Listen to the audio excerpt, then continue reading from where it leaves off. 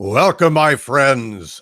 Welcome to the outer fringes of reality, where fact meets speculation, where paranoia meets illumination, where madness overlaps the fragile membrane of sanity.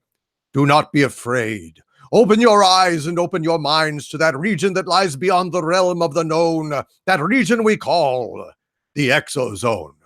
I am your host, Victor Van Doomcock, the future ruler of Earth, and with me is my co-host, friend, and aficionado of all things fringe, the Nerdrotic Channel's own Gary Beekler. Gary, we are live. How are you today, my friend? I am doing fantastic. I've been waiting for this all day. I've been preparing myself. Oh my God, it's been a month, over a month since we did the last ExoZone. I know it's crazy that we took a month off and then possibly the biggest UFO news of all time hits while we're gone. Damn you, Kurtzman! I know, right? Freaking Kurtzman. We broadcast that he's gone, and then there's all these interesting little bullshit spam articles surfacing. So then the UFO community sees, hey, ExoZone has gone away. I guess we can go ahead and leak now. Damn you! I know, right? And we will certainly. I addressed that a little bit on my live stream yesterday. Is there ads in the live stream? I'm sorry, I don't have it set up for, or maybe I do accidentally. That is my apologies. I really don't like ads or mid rolls in the live stream, so I'll fix that. Again, my apologies. Yes, with the Kurtzman stuff. I got some interesting news from the insiders, but certainly there is a lot of stuff going on. Like I said before, we're in the middle of a streaming war. They are not going to just lay down and let this happen. Right. And the fact that a couple of little YouTubers can get a big $1 billion company to blink is hilarious.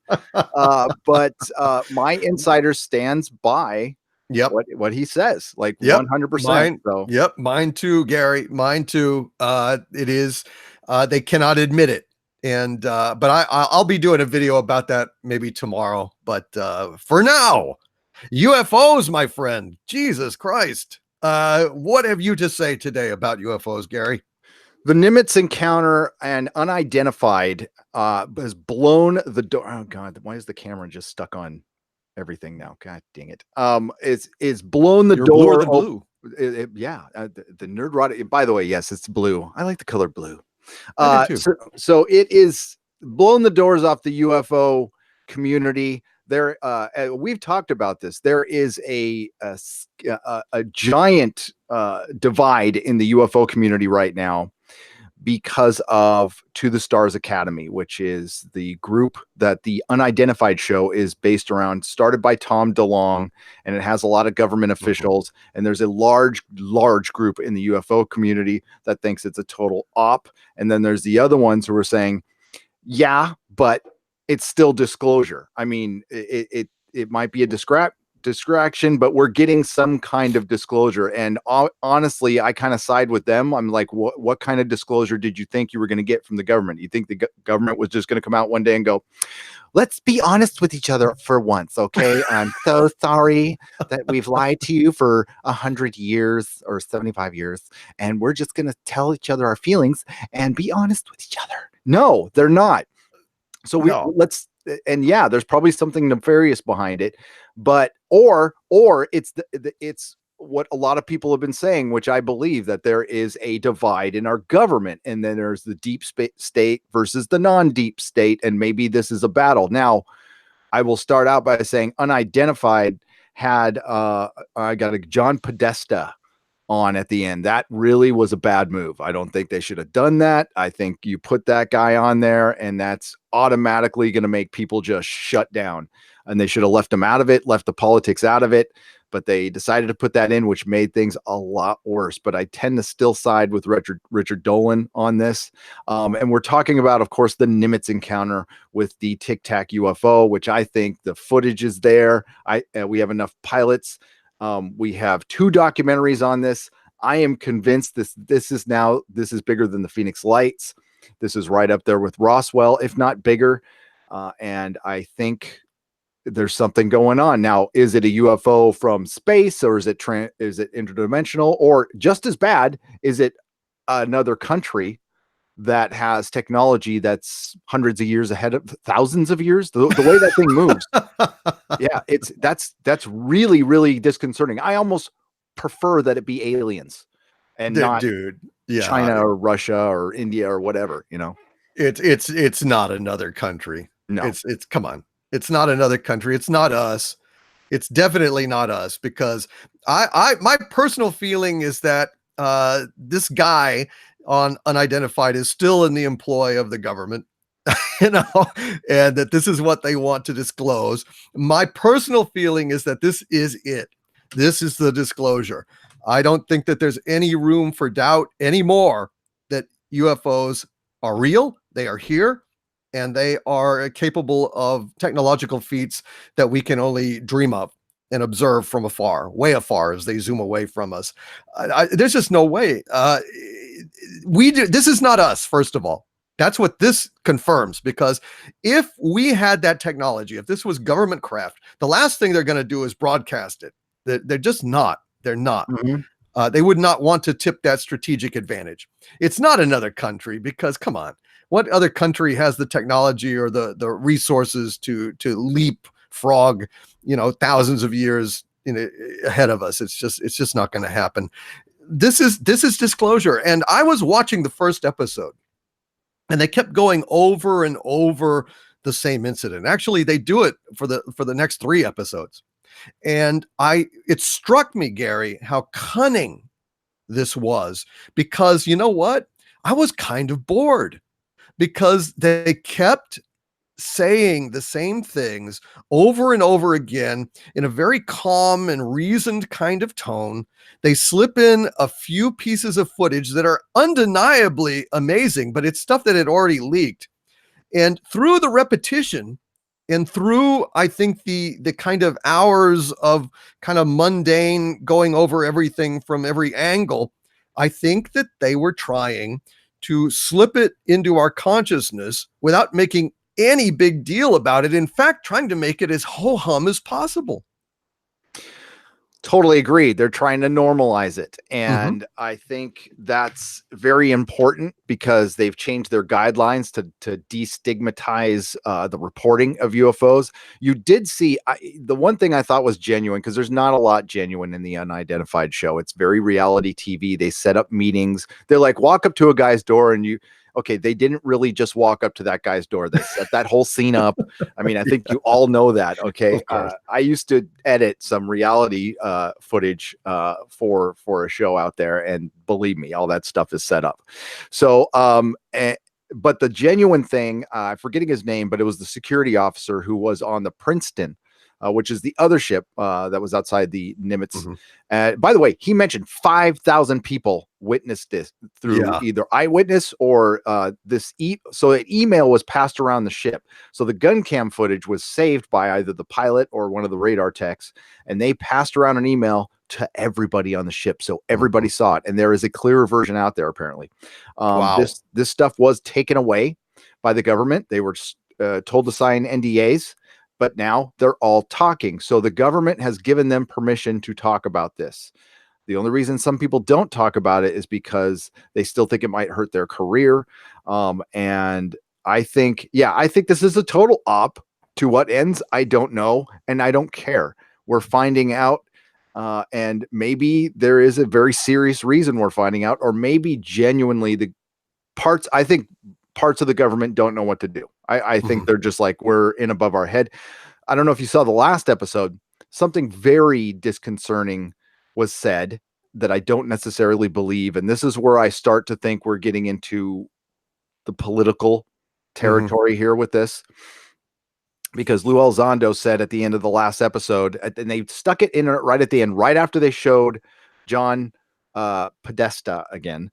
And he said something very ambivalent. He didn't get partisan or anything. He just talked. He talked like he didn't know. And listen, they all know, but they're acting like we don't know what this is. And yeah. but right after that, he says that there is a faction in our government, in the Pentagon, that wants to keep the secret because they think Right. it's demons. Right. No, I don't believe that. And that's where I'm like, this is getting political now. So we're going to see where it goes. Listen, life is weird. So I can see Tom DeLonge, the guitar player for a poppy fake punk rock band from my hometown. I actually worked on his car. Yes, Wow. I worked on his car, and life, you live long enough, you see weird shit like this. But I can see, him having the money to bring, but the people he brought on are like serious people, like Skunk Works and CIA, freaking serious people. None of them whom I trust, but right. There's still, just because there's serious people up to nefarious things doesn't mean we're not getting the truth. And the fact that we're here now is amazing. And what is equally amazing, and I think you're right, you hit the nail on the head. They made this so mundane. Honestly, I think this was the disclosure and this was the reaction. Everybody went, oh, okay. Where's my cell phone? Exactly. I have exactly. That is the ideal disclosure, to make it almost mundane and dry, and thereby lull the attention span deficit audience into acceptance without much thought or sensationalism. Exactly. And I have been watching the reaction. So I'm just off a contact in the desert. And you know what sucks is I went there, I had a really good time, but I was by myself. And I had a chance. Sorry. Yeah, it's not your fault. I had a chance to talk to Richard Dolan if he's out there listening. I got shy. I did. I got a little shy at the end. I didn't get a chance to talk to Giorgio. He was like super busy. I did get a chance to talk to David Hatcher Childress, who was a really great guy, nice guy. I talked to Travis Walton, really nice guy. Saw Linda Moulton Howe for like a second, just said hi. She said hi back.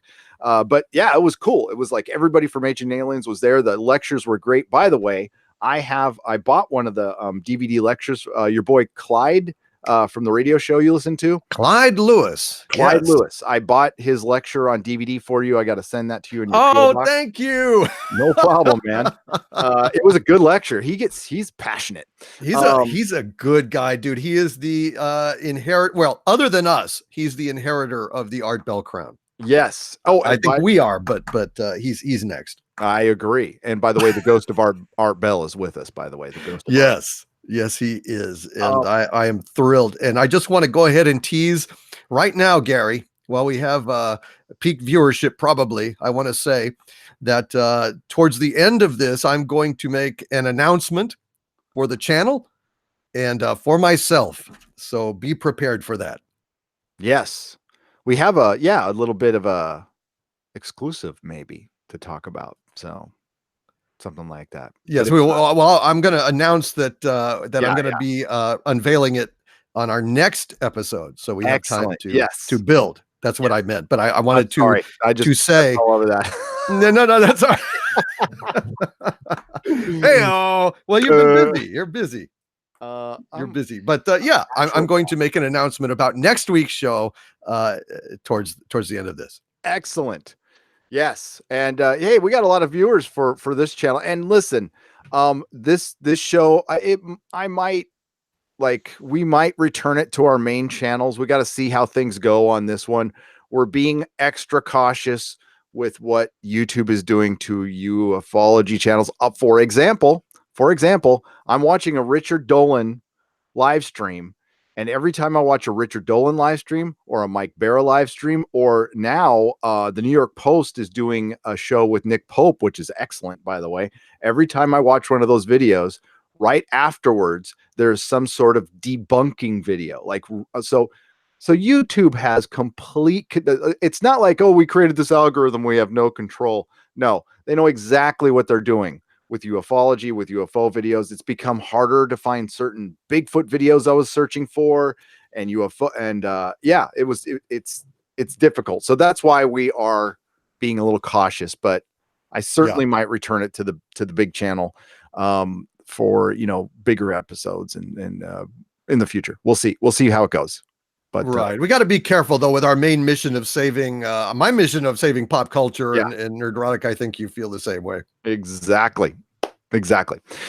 So I was watching so Richard Dolan, speaking of Richard Dolan and Mike Barra, who I like both of them, but they seem to be on opposite sides of this to the Stars Academy. We'll get to the chat here in a little bit because I'm sure there's different sides on this too, as whether it's an op or not.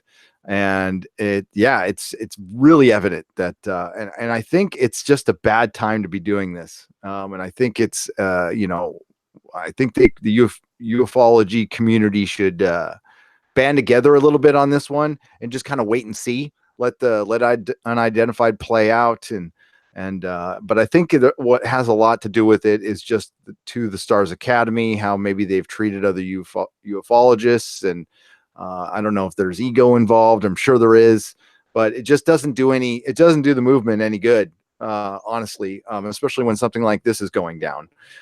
This is, it's important and it's fascinating. It's absolutely fascinating. I know we went over Richard Dolan's leaks, but I can't make heads or tails out of him really. He talks about he's got some. So supposedly there's some big admiral or something from the Navy. Some documents got leaked from him from the mid 90s.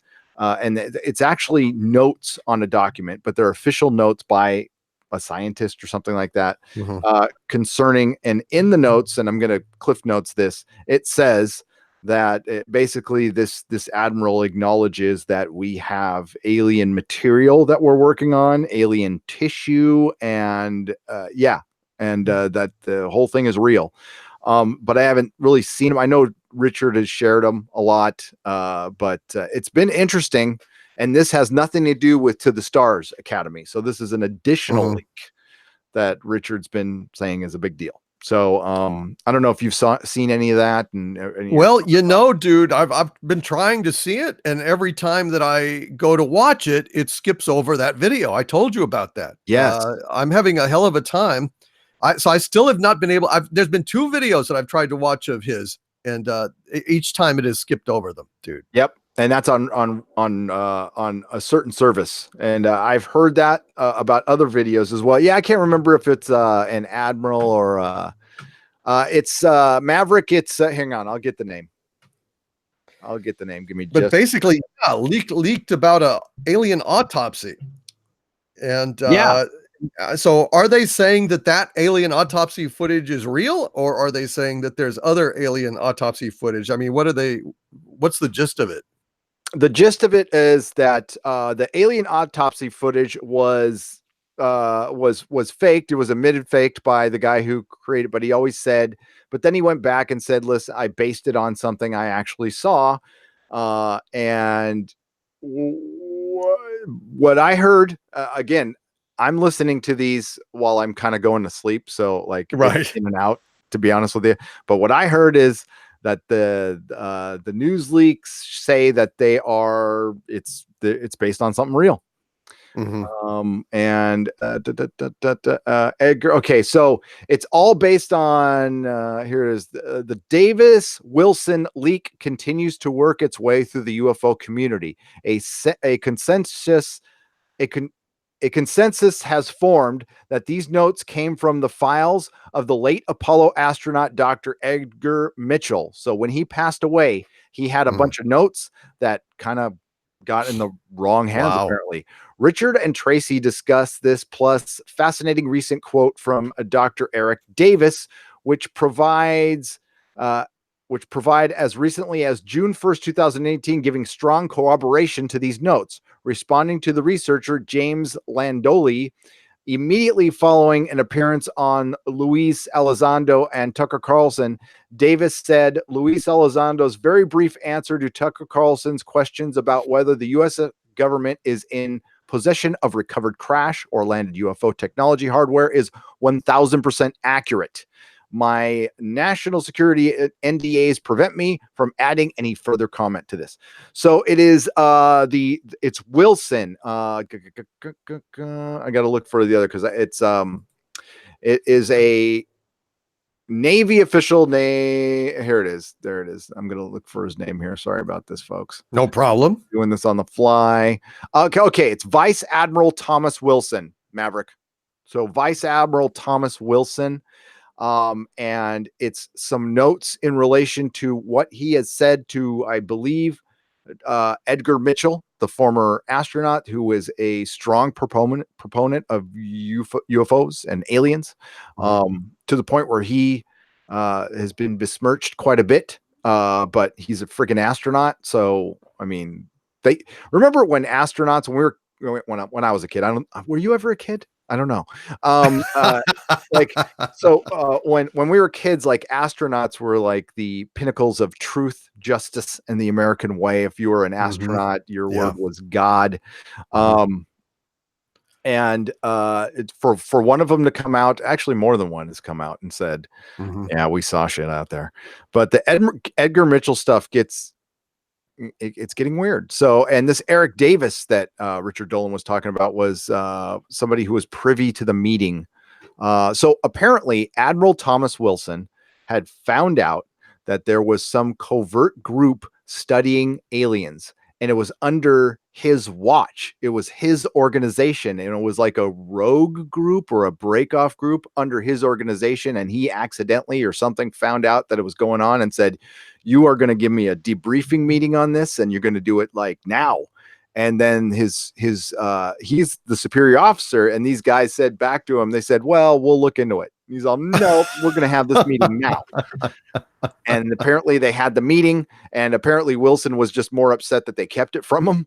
I don't know if Wilson's still alive or not, but definitely when you're done listening to us, there's 3 Richard Dolan live streams that I will link in the description, because I'm going to keep this on the channel. So, and they're very good. They're very good. Richard Dolan's solid. You don't have to agree with everything he says, but he's pretty solid dude. So I don't know.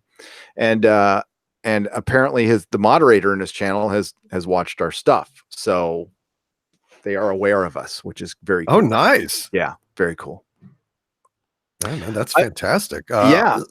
I don't understand what the controversy is in the UFO community, because it doesn't really matter whether, Elizondo is on his own recognizance, like he says, or if he's like doing an op for the government to disclose. Is the data real? I don't see any reason on earth why they would fake it. So I just don't see that it matters. I don't understand what the great controversy is. The only other reason, I mean, I'm going to go crazy hyperbole here. The only reason you would fake UFO stuff is if like actual demons were climbing up from hell and going to take over the earth, like the Antichrist was born.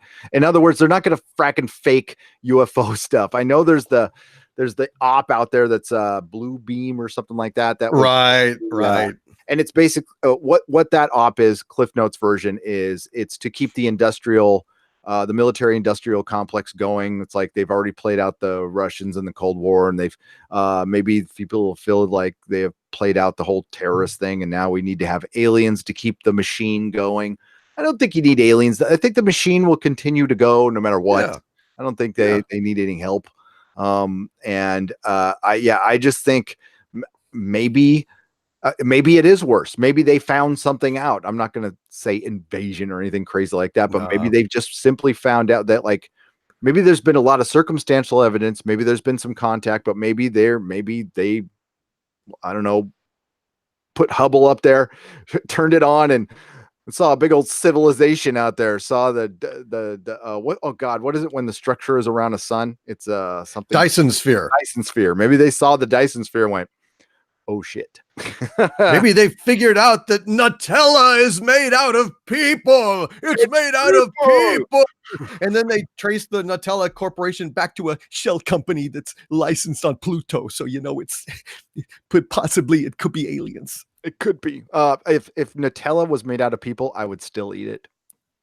I don't eat Nutella, so I'm good. Very good. I eat good old-fashioned Jif. It's good enough for me. I don't need this fancy schmancy stuff. Oh man, it was so good in Italy with my espresso.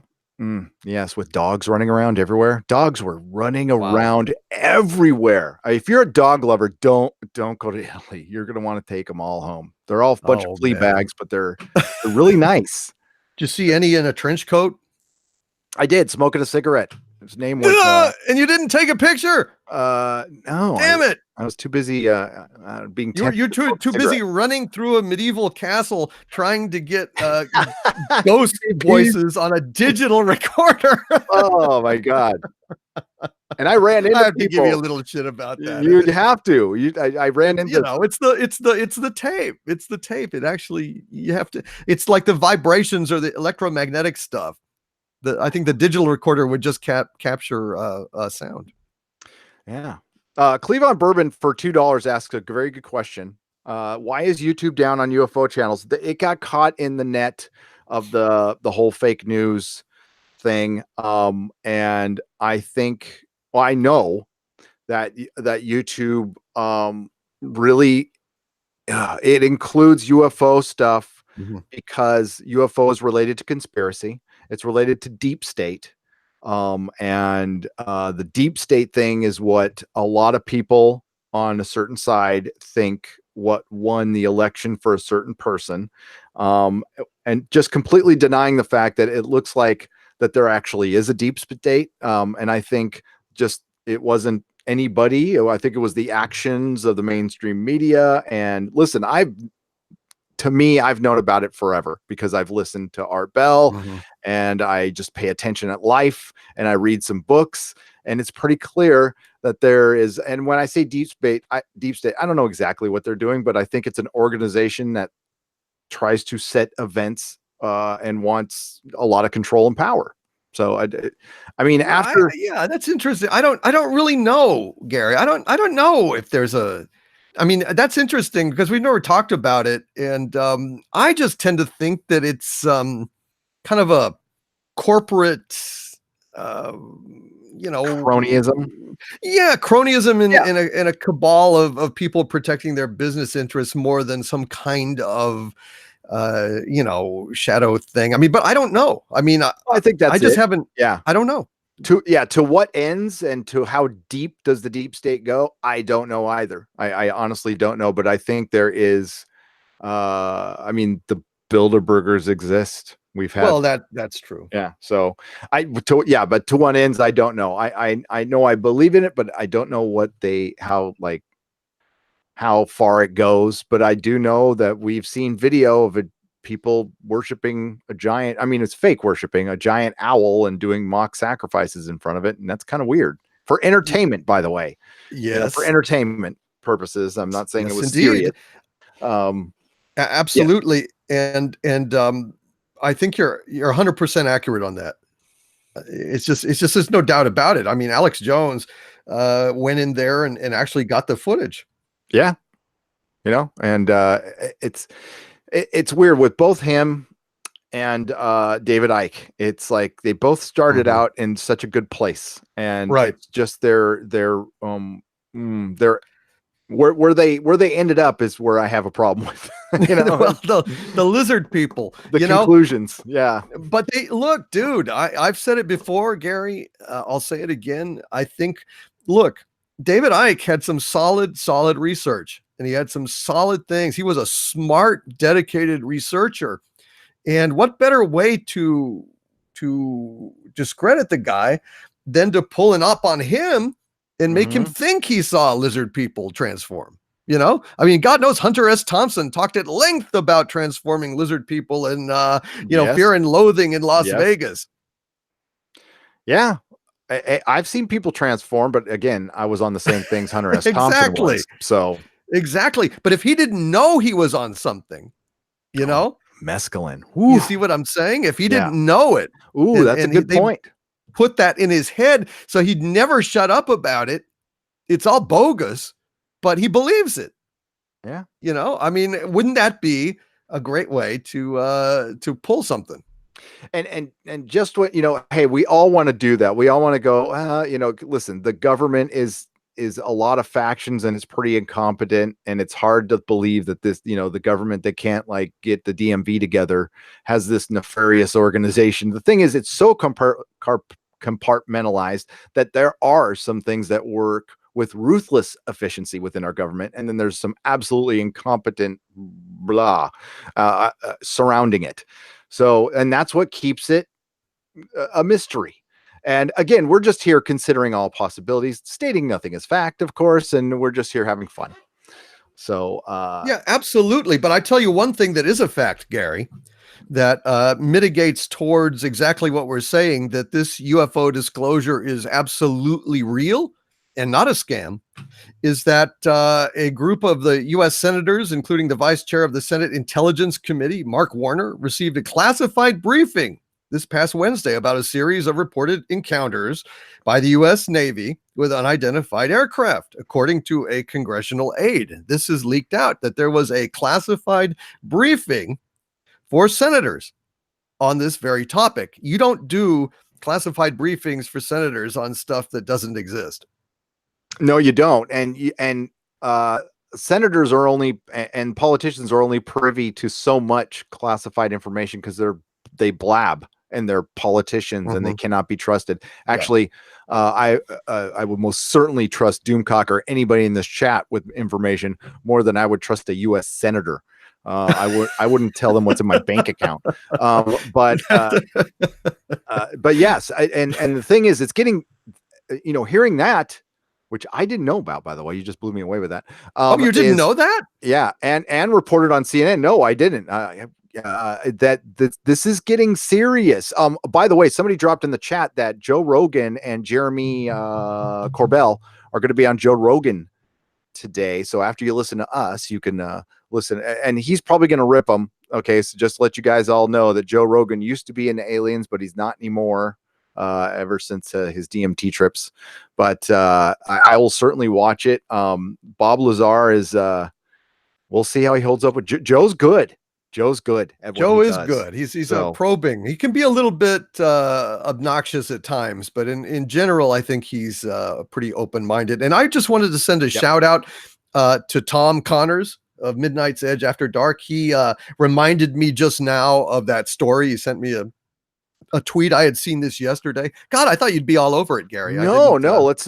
Can you DM me that, or you said it's on your yeah. Twitter? I'll go ahead and shoot it to you. Yeah, and I'll throw it up there, and we can go over it. That's fascinating. And thank you for the super chats. We will get to them. So we're running these on a time limit. Okay, so we can get, and this, trust me, folks, this will help you get more ExoZone. This will keep us, because Doomcock and my schedule is a little crazy as of late. Yes. Especially with, by the way, what's up, Tom? How's it going, Tom? Yeah, Tom was very kind to pop this in. He said for ExoZone, so I wanted to go ahead and share that. And I'm shooting you the link, Gary. I'm putting it into our little chat here. Excellent day. So yeah, we got to get in the habit more of checking that, because we don't really do a very good job of. Do you see it there? I see it. Okay, so let's go over this. This is absolutely, and thanks to awesome. Tom. And by the way, it was great having him and Rob and Andre on that day when I got the great unblocking by Shatner. That was epic. It was incredible. Epic, man. I love it. And yeah, hopefully you are interviewing the Shat, because I can't think of anybody else who would, honestly, I can't. So hopefully that happens, and hail Doomcock on that one. That is beautiful. Thank you, brother. It's beautiful when the fandom menace comes together, man. So senators receive this is, oh God, I apologize, we're looking at CNN, but wait, hey, this is part of the deal. Senators receive classified briefing on UFO sightings. Well, I guess it's not so classified now. Well, it was, but we don't know what they said, Gary. We don't know actually what was disclosed in there. However, this is interesting. Dude, this just dropped too, like a couple hours ago. Well, actually, I heard something about this yesterday, but I guess this particular iteration of the article, I guess, just dropped. So that's very cool. Excellent. Washington. A group of U.S. senators, including the vice chair of the Senate Intelligence Committee, received a classified briefing Wednesday about a series of reported encounters by the U.S. Navy with unidentified aircraft, according to a congressional aide. I am very glad that our senators are finally having a meeting on this after a reality TV show was made, an entire documentary, and a New York Times article 1 year ago. I just want to point that out. If pilots at Oceana or elsewhere are reporting flight hazards that interfere with training or put them at risk, the Senator Senator Warner wants answers. It doesn't matter if it's weather balloons, little green men, or something else entirely. Agreed. We can't ask our pilots to put their lives at risk unnecessarily. Rachel Cohen, the spokesperson for Democratic Virginia Senator Mark Warren, told CNN, I could not agree more with what you have seen from the Nimitz encounter. 2 times that Tic Tac shot back, and it was just buzzing him. And if it wanted to take him out, it could have. That's very true, dude. And one other thing you talked about just after this identified show and everything, to give the man credit, Harry Reid was aggressively investigating UFOs so much as a couple of years ago. So, because in Nevada, excuse me, they were pressing him, and he's genuinely been interested and concerned on the topic. It's a nonpartisan issue in my belief. Totally. And I am down with you if you are down with getting the if you get the truth out there, I don't care who you are. I don't give a crap. Joseph Gradisher, spokesman for the Deputy Chief of Naval Operations for Information Warfare, also confirmed the briefing took place in a statement to CNN on Thursday. Navy officials did indeed meet with the interested congressional members and staffers on Wednesday to provide a classified brief on efforts to understand and identify these threats to the safety and security of our aviators, he said. And honestly, this is something, again, we have to think about. When they did that, the anonymous interview with the female pilot, she was genuinely freaked by, and the male pilots were too, by what was going on. She said, for one, she had no weapons on her jet, so like there was no way she could have fought it anyway. And she's like, how can I fight this? Like, what the hell can I do? And the other thing that doesn't get brought up a lot is there was something bigger right under the water that was causing the water to bubble up, and like a mothership. So, and this is again off the coast of San Diego. I can tell you, I grew up in Southern California, and pretty much everybody and his mother, except for me, saw a UFO down there. It's not unusual. It was constant down there, and there's always been weird stuff off of Catalina Island. But that being said, there's a lot of military aircraft flying over the skies in San Diego, especially because there's Miramar, which used to be the home for Top Gun. I think it is again now.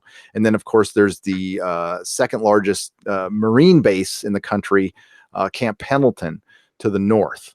And then, of course, there's Edwards out in the desert. There's just lots of military. And of course, I think the largest Navy base, on the West Coast for sure, in San Diego.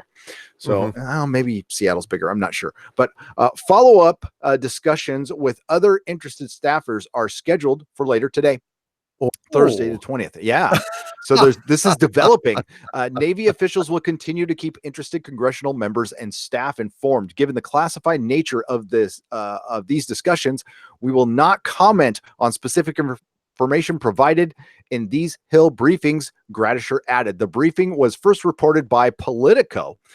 Politico, which has been on top of this through the To the Stars Academy. I do want to point that out, that the Politico is pretty much the official publication wing now of To the Stars. And this is for transparency's sake, I have to point that out. President Donald Trump recently confirmed that he was also briefed on reports of Navy pilots spotting unidentified flying objects. I did have one very brief meeting on it, Trump told ABC News in an interview that aired Sunday, but people are saying they're seeing UFOs. Do I believe it? Not particularly.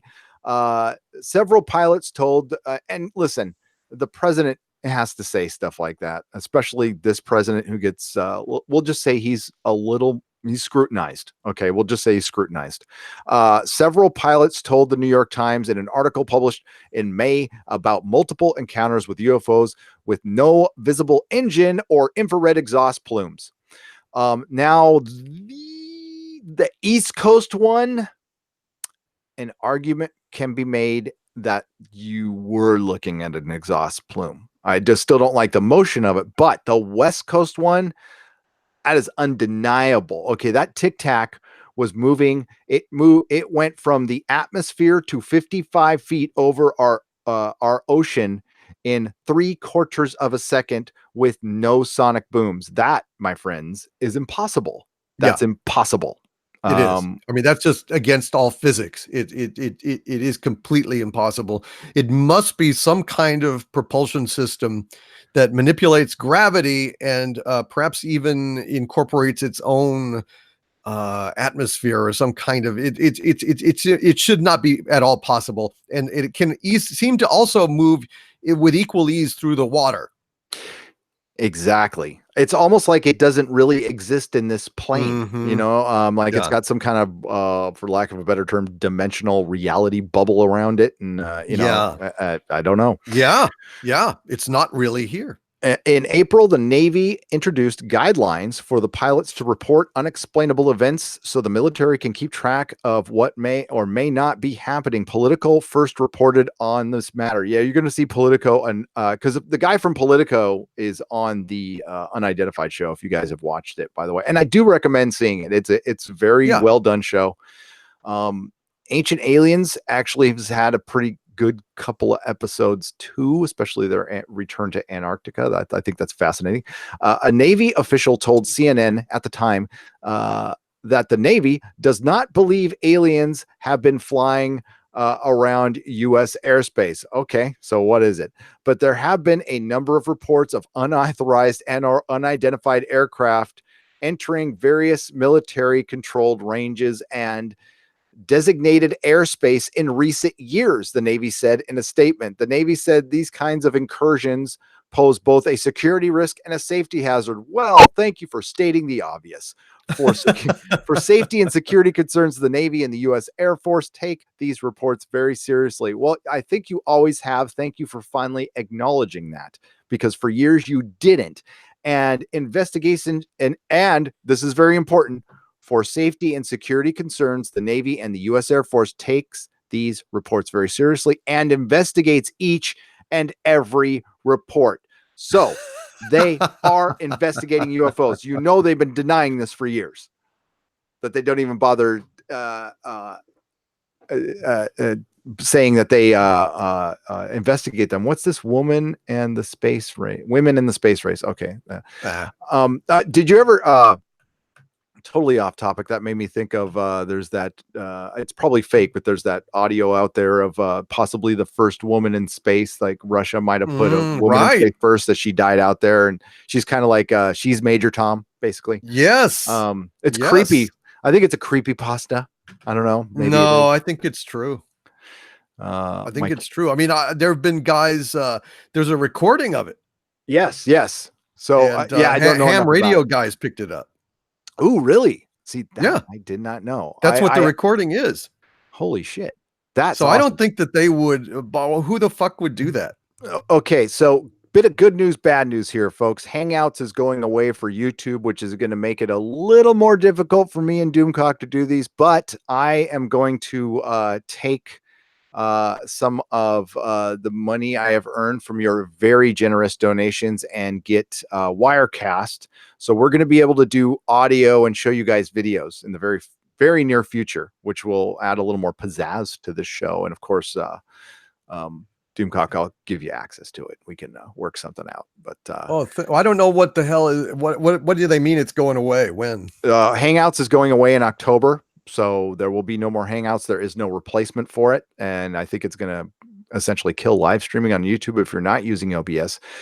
So there is a web camera available, but as far as I know, you can't have somebody else jump on unless they're going to change that. I don't know. YouTube has been the usual YouTube about this and not said a goddamn thing.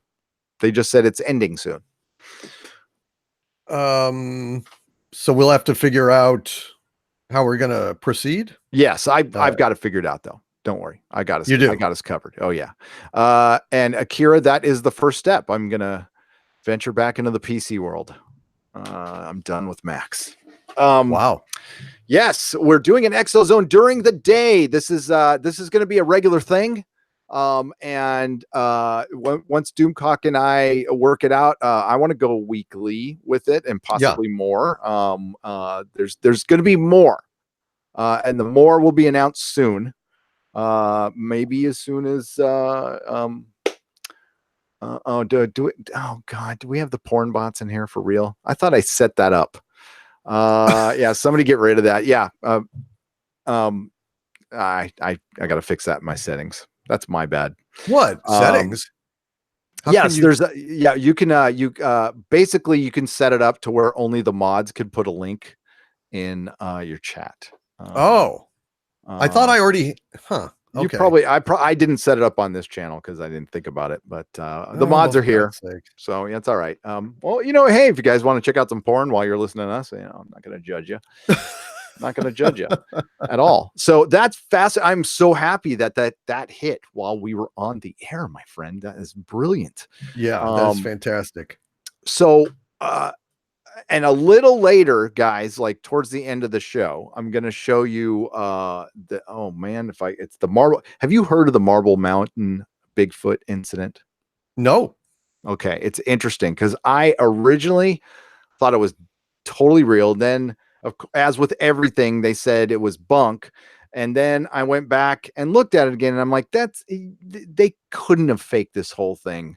And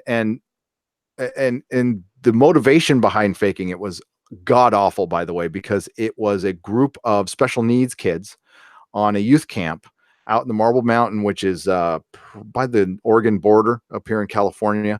And they found a Sasquatch nest. And while they were walking around it, Sasquatch came down a ridge and saw them and started freaking out that they were messing around in his nest. And all you see is a silhouette of this thing freaking out. Now, some people said that they faked it to scare the kids or something like that. But I was like, I don't think a youth camp for special needs kids would do that to special needs kids, especially it scared the crap out of one of them. Like, it's pretty funny. He hauls ass back camp, but I'll play that video. I played it on my last paranormal show, but I want to play it for you guys because it's cool. It's pretty good. And if you haven't seen it, that's cool. All right. So you want to we'll read a couple of super chats here. So yeah, we're an hour in. We'll read a couple super chats, but then we'll get on other stuff. But I mean, that's kind of dominated the news. Mm-hmm.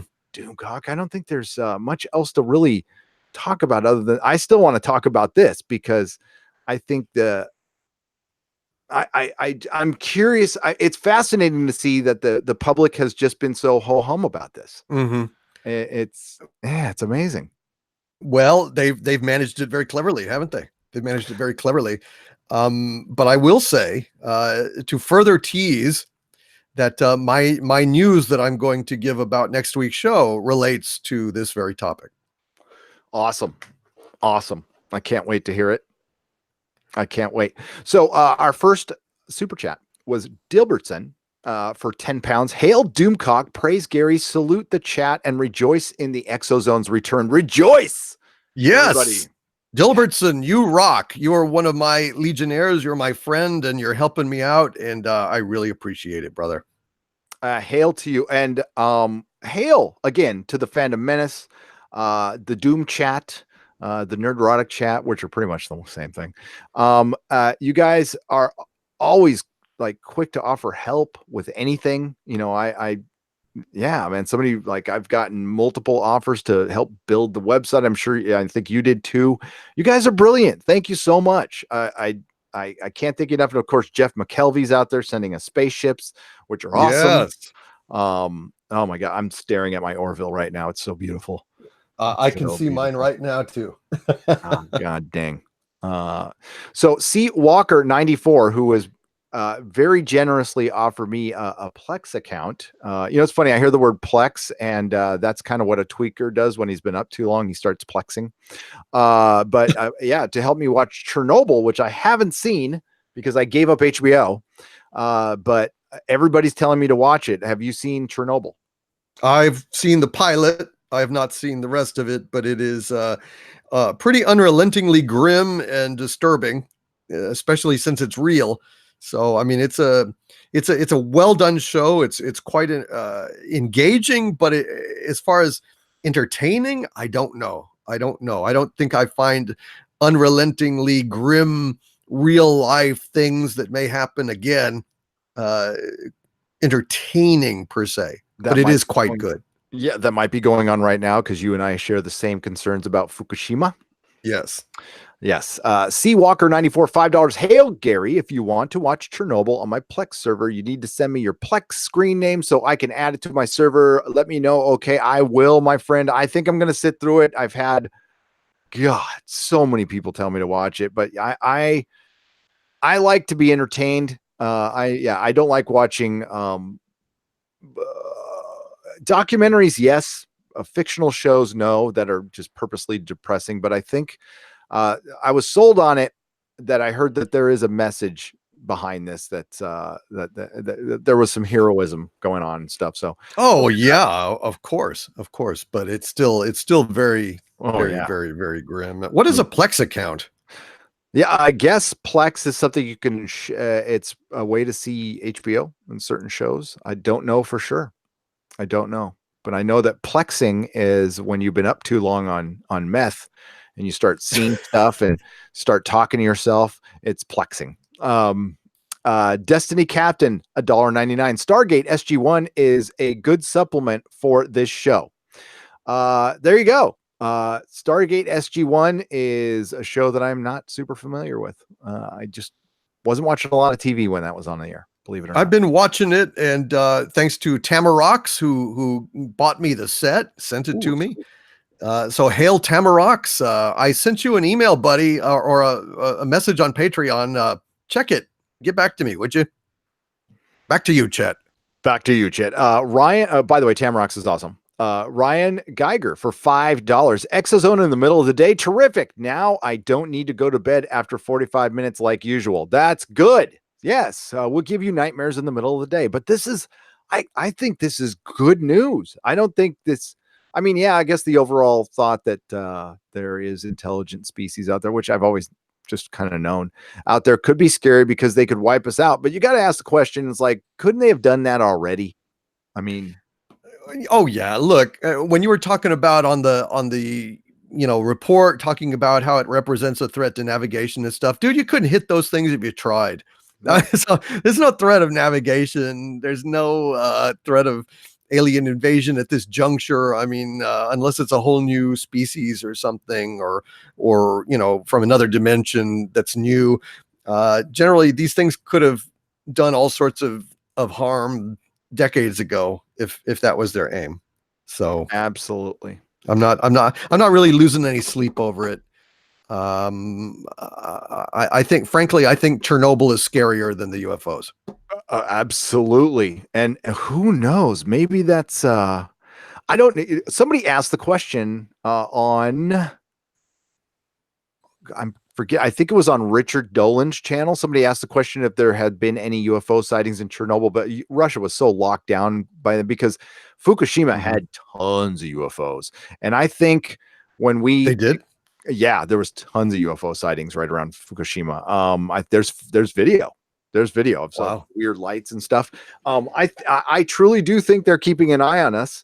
And I do think that the UFO wave started out in the late 40s. I think they've always been coming here, but it was basically a form of first contact once we blew up the first atom bomb and we were able to actually kill ourselves in a very quick and efficient manner, that they maybe were at least curious and we're going to watch and go, is this another civilization that's going to blow themselves up? I'm not saying they would have interfered, but how many stories do we have? And we should do an entire ExoZone on the nuclear facilities that were buzzed by UFOs.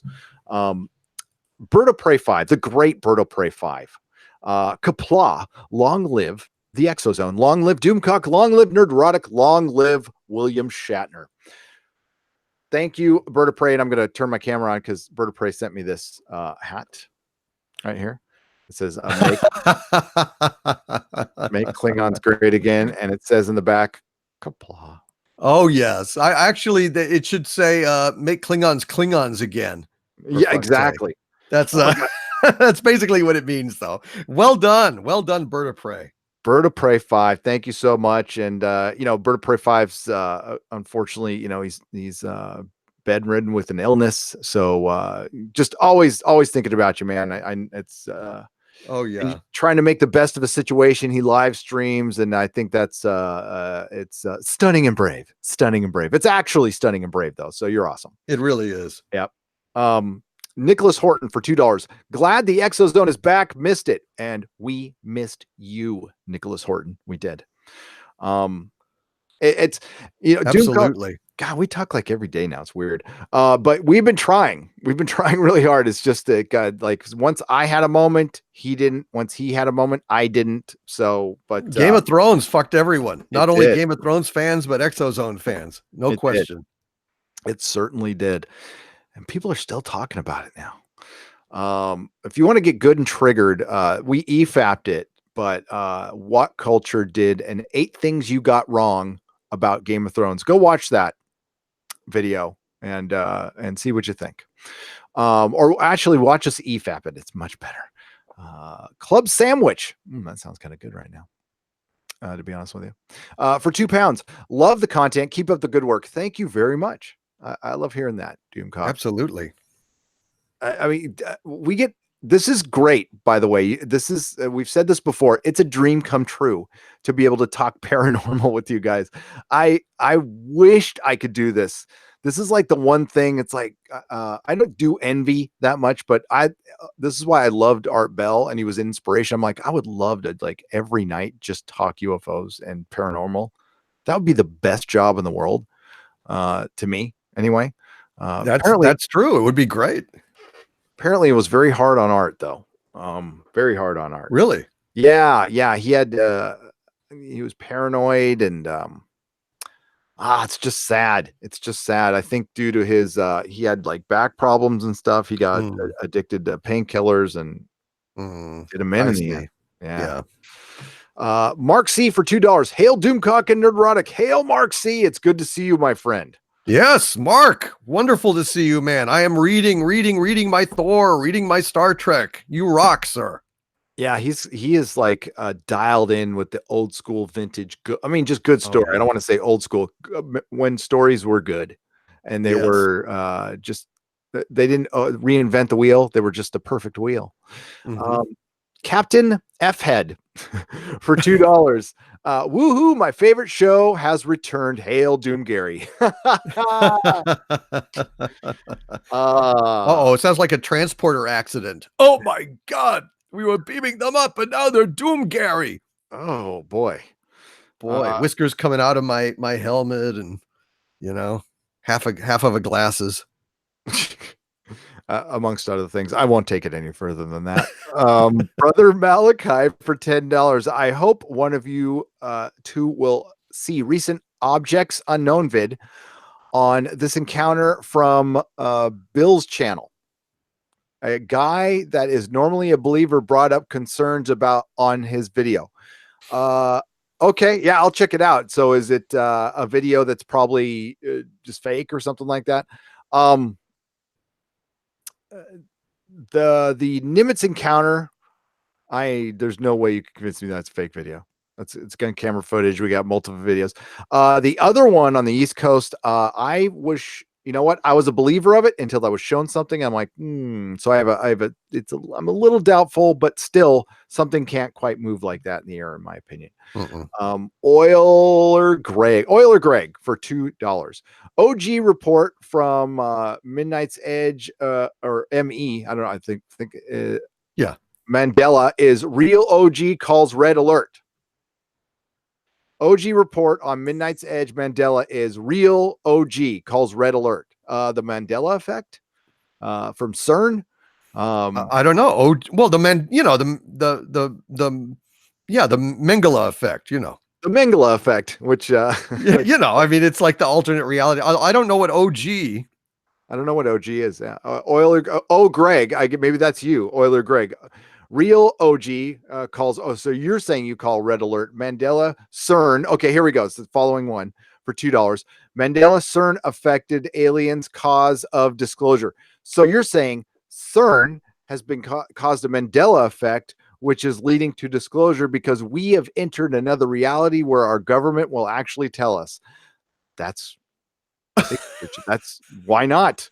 Wow, that's a weird idea. I don't know that there is any dimension where our government would willingly tell us anything. Yeah, that's the bad. That means unicorns are going to start pooping ice cream. Yeah, and then Brie Larson will film it and call herself a genius. Yes, she will. She'll want to be the unicorn poop. Did you ever watch a Unicorn Store? No. Oh, good. Fuck no. What? I don't even know what it is. What is it? Oh, it's her movie. It's her movie that she did on Netflix. Yeah. Oh yeah, I've heard of it. No, I fuck no. I'm gonna. That's like asking me, do I have Hello Kitty like slippers that I wear? No. Oh, I just assume you did. No. I'm wrong about that. No. My wife used to have those. Well, she's a girl. Of course. Yes, my wife is a girl. Yes. Despite being in San Francisco, my wife is a girl. Yeah. So the Mandela, that is we've talked about that before on ExoZone, but I could certainly do an entire episode on that. That's fascinating. Yes. And everybody seems to have a little story. Everybody, you bring it up and it's like, and yeah, sure, it could be memory, but maybe it's something else. Yep. Well, I've talked about mine, so Yeah, and I've talked about mine. Mine was weird. Yours was weird. So yeah. But we all seem to have one. Cardinal Sin, the good old Cardinal Sin, who's always here for the paranormal stuff, which is awesome. $4.99. I think it's psychological pre-exam to see how Americans will react. That just kind of leaking out the disclosure. Yeah, I totally think so, and I think Americans are reacting just like they would. I'm too busy checking my iPad and posting on Instagram, and yes, UFOs are real, but also look at the percentage of the population that believes that UFOs are real now. I think it's the majority at this point. Mm-hmm. You know why I know that I belong here on the ExoZone doing this with you, Gary? Why? It's because if I was told here's a naked redhead and here's a UFO, I would go to look for the UFO. That's how dedicated I am. I'm right there with you. I mean, I've seen plenty, not now, God knows that's one of my favorite things in the world, but I've seen that, and I definitely go for the UFO. There's a much greater chance of me seeing a redhead naked than seeing a UFO again. So, and plus we're nerds first. Exactly. If somebody said, like say I wasn't married, would you want a naked redhead or an Amazing Fantasy 15? I would take the Amazing Fantasy 15 like every single time, like 1,000 times. Well, now, what do you mean by have? Well, I mean, like, what do you mean by have? I guess that's like if I could have a permanent installed say naked redhead in the lair, as opposed to Amazing Fantasy 15. Well, I love you, Spider-Man, but no. No, I take Spider-Man every time. That's a different thing. I can get the I can get the redhead on my own. Well, but you're saying to have, that means like on a permanent basis or something, like a Green Orion slave girl or something. That's what I mean.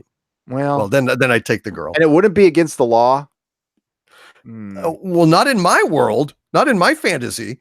This is my fantasy. You go police your own goddamn fantasy. Let me have mine.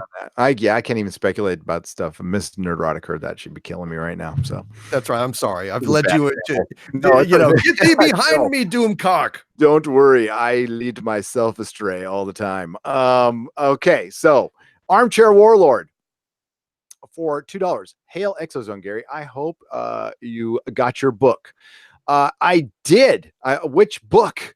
Armchair Warlord. I've got a lot of books. The Maiden's War. Yes, I did. Yes, I did. Let me. Oh, that's okay. Hang on. Yeah, The Maiden's War. He sent it. I got my copy, and also he sent a incredible, cool memorial coin. that goes with the Yes. universe, which I thought was incredibly super cool. I got that as well. Maybe I can pull that up. I'm pretty sure I have it. Oh, those are the buttons. I'm gonna have to wait for talks, but I will show this right now.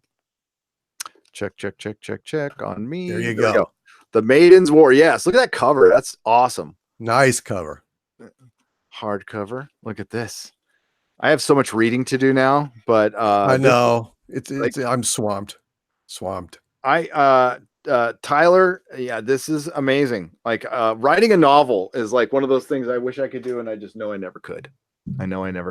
So and when I read it, I'll let you know what I think. Thank you. Quite an achievement. Yes.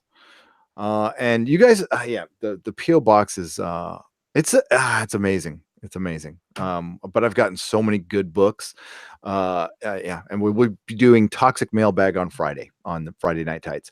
All Out of Bubblegum, $5. All hail our Lord Doomcock and his apostle Gary. I'm an apostle. You will bring us from the darkness and into the light with the power of fandom and giant robots. Yes, giant robots for sure. Yes, hell yes.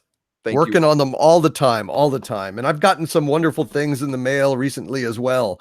I need to start, I'm going to do that thing, Gary, you talked about Instagram. Yeah. I'm going to go ahead and start to acknowledge these wonderful gifts that I've gotten from Cardinal Sin and Armchair Warlord and, Jeff McKelvey, the 3D Trekker. Just a lot of great stuff. Really appreciate it, you guys. So much. I think that would work perfect for your channel. Yeah, it's a good thing to have. So I should do it. Yeah. Just let me know if you need any help. Mrs. Nerdrotic actually is really good at it. That's why she runs mine. Generic for Canadian, $5. I enjoy the disclosure stuff, but I don't like how so many of the presenters attach their political messages to it. I could not agree more. They're really messing up with this, and it almost seems like it is. They're trying to turn it into a partisan thing, which that bothers me to no end.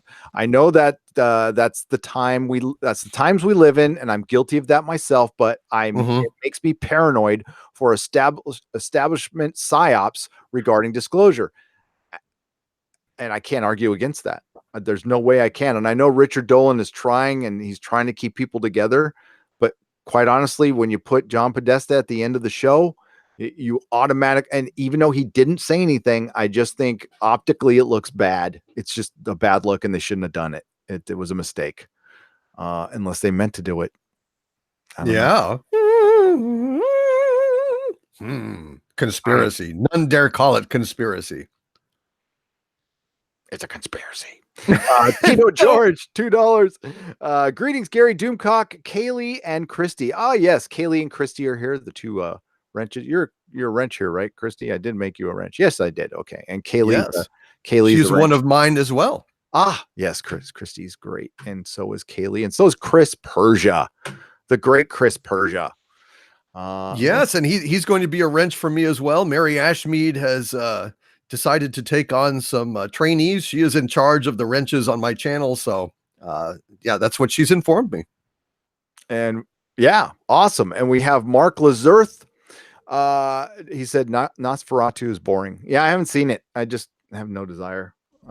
It's on Sci-Fi, right? So no, it's on AMC, I think. Oh, it's on AMC. Yeah. Okay. Well, I still like yeah, I know you don't like Preacher. I kind of like Preacher. Well, I like the comic, but I can't stand the guy that plays Jesse. I've never been able to stand that guy. I can't stand him on the fucking commercials. There's just something about that guy rubs me the wrong way. Kind of like Jeremy Renner, who played Hawkeye. Guy rubs me the wrong way. I don't know what it is. I feel that way about James Spader. I don't like James Spader, and I don't know why. He's done nothing to me personally. Right. It's just I like him. It's not Preacher. It's not. He's a little too pretty. But the guy who plays Cassidy, god damn, is so good. He's so good. Jeff McKelvey, $10. ExoZone forever. Apparently, senators have been briefed on UFOs as speculation is growing surrounding the naval sightings. Something is happening, and my gut says it's going to be big. Jeff, I agree. Like this is happening so much faster than I thought it was. I thought it would be, as I stated here over a month ago, trickle disclosure that we get something like once a year, but it's Yep. ramping up. And yeah, again, it's an op. It's almost like it's a publicity op. They're rolling out a TV show on History Channel, and it's coincided with New York Times articles, Politico articles. The New York Post starts up a web series with Nick Pope, and the guy, the reporter running it was a non-believer, but then he shared his last episode. He shared his own personal sighting of a black triangle, and I don't think the guy was lying. He seemed really genuine, and it seemed like a very personal experience. And yeah, there's not something going on. Disclosure is going on. This is it. Yeah. It's happening. There's no doubt about it. And now, if you want to parse out what type of disclosure it is, yes, we can debate that till the end of time. But we're here. It made it, and we're all. I mean, myself included. Here's a bad analogy, but I'm going to make it anyway because I can. Why not? Follow me down this rabbit hole, folks. Anna, from that Star Wars girl, did a fantastic video on her getting 100,000 subscribers, and she stated how she didn't feel as happy as she thought she would. She felt kind of numb to it. It's not that she wasn't grateful. It's because she was being introspective and realizing that it's just a number. And while it is a great achievement, it doesn't define me as a person. But it was a very, it's like there's bigger things in life. I thought very similarly that when I heard disclosure that it would be some big validity that I needed the government to tell me what I believed. And then when it started rolling out, I realized I didn't need the government to tell me. I'm feeling the exact same way that I did yesterday when there wasn't any disclosure. I still believe. I still don't know what's going on. And the government just happens to agree with me now. But it doesn't. I wish I was whooping and hooping and hollering, but I'm not, because it just proved to me that, yeah, I did believe these things. And and also it also proves how little I believe the government now. The government has lied to us for way too long. And I don't think they are the arbiters of truth, nor the mainstream media. No, they're not. Honestly, if Tito George or Jeff McKelvey said they saw a UFO, I would believe them.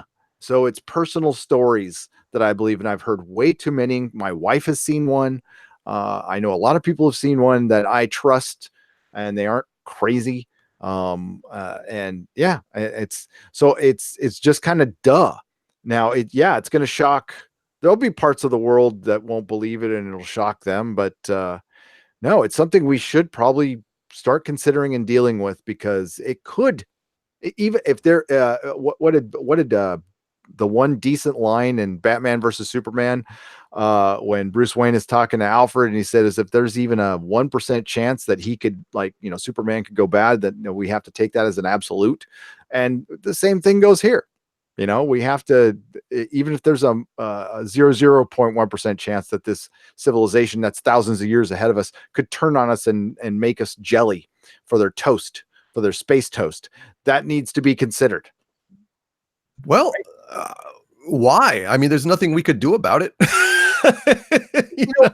I don't. Well, there's really nothing we could do about it. Technology like that, they could certainly do whatever they want. So I don't lose a moment's sleep about it, honestly. I don't, but I also think we're mankind. Even if we're faced with absolute, there's no chance, that we still try anyway. And you got to try, even if there's no even if there's no chance, you got to try. To quote Captain Kirk, "We may go up in the biggest fall of fire since the last sun in these parts exploded, but we've got to take that 1 in 10,000 chance." Let this day, the people will know the name Enterprise. You know the quote better than me, but let's make certain history never forgets the name Enterprise. Enterprise, yes. So I mean, I think we could blow ourselves up. Like, if they're going to come down and kill us all, we'll just go, we'll do it for you. And then they'll go, just kidding. And then we blow ourselves up. Well, it's just interesting that you're going into all these things, because they all tie in together to an ExoZone topic that is dear to my heart, which is the very nature of reality. And all the things that you're saying about Star Wars girl, that Star Wars girl and her 100,000 subs, and same thing with me with my 20 and my 25 and my 30 and my 35, is that it's never enough. It's never enough. The disclosure for the UFOs, it's never going to be entirely satisfying. Nothing will ever be entirely satisfying as long as you're laboring under the delusion of duality in this universe. They're the only solution to really living and to deriving the most peace out of life is to dwelling exclusively in the moment, without expectations, without judgments, and allowing yourself to experience life unfiltered by concepts, by demands, by expectations, viewing the world as it is now. Then suddenly you will appreciate the number of subscribers you have. You will appreciate the shows that are on TV rather than the shows that you want to be on TV or are looking forward to in the future. Because the thing is, if you live looking forward to the future, when the future eventually arrives, you won't be able to enjoy it, because then you'll be looking past it to the next thing. To the next future. Yeah. That's the entire principle behind recovery, is living in the moment. It's a very, very hard thing to do, by the way. It is not anything that I've mastered. I get close, but one day at a time, living in the moment. Don't future trip. And honestly, it works most of the time for me. Honestly, when I hit it, I was happy. And then I got back to work. I just went, exactly. And in which case, when will you be happy? When will you be happy? I don't know. That's the thing. I don't know if I'll ever be like a monk, which I'm totally happy with absolutely everything in life and floating. I don't know if I want that. But the important parts of my life, pretty happy. Monks are not happy every minute of their life. I mean, that's not what enlightenment is. Enlightenment is understanding that the perfection of the moment as it is, unhappy or happy, that it is all a right process of existence, that you cannot have happiness without unhappiness. There is no such thing. And thus acceptance, which is also another tenet of recovery, but a deep acceptance of the moment as it is unfolding, in an awareness aside from yourself, that thou art that tat vamasi, which is what the Hindus say, which is thou art that. Wherever you look at, that is you. That you are a unitary process that is the entirety of existence, and the divisions that we perceive are false. Deep and true. But it's something we constantly strive for. And what we say in recovery: progress, not perfection. That's kind of going to be my life. But it doesn't mean you don't try to aspire to it. And someday I'll get to a point where I can accept that Star Trek Discovery is on the air. And well, I see, that's my stumbling block to nirvana. I am not able to be at peace with the idea that I am one with Alex Kurtzman. And yet it is the truth. It is the truth. So are you. So is William Shatner. So are the stars and the planets. And we wouldn't know good TV if we didn't have bad TV. To think that you could have that without the other is insane. That's like they say, the idea that you can have good rule from a government without misrule from a government shows you do not understand Zen. Yeah. This is why Doomcock's here, ladies and gentlemen. This is also bourbon. I'm drinking some bourbon. Bullet bourbon today, folks. Bullet bourbon. Brought to you by Bullet Bourbon and Pete's Coffee. Pete's Coffee, good stuff. As usual. It is. Courtesy of Captain Spire and All Out of Bubblegum got me some coffee. And I love coffee. I've been going through it. Absolutely. Like the Black Rifle coffee is, oh shit, that stuff's strong, man. I got to get it. I got to get some. I mean, I brew it up. I've got it waiting. I've just got to go ahead and hit that. Hit it. Okay, I can't remember where I was now.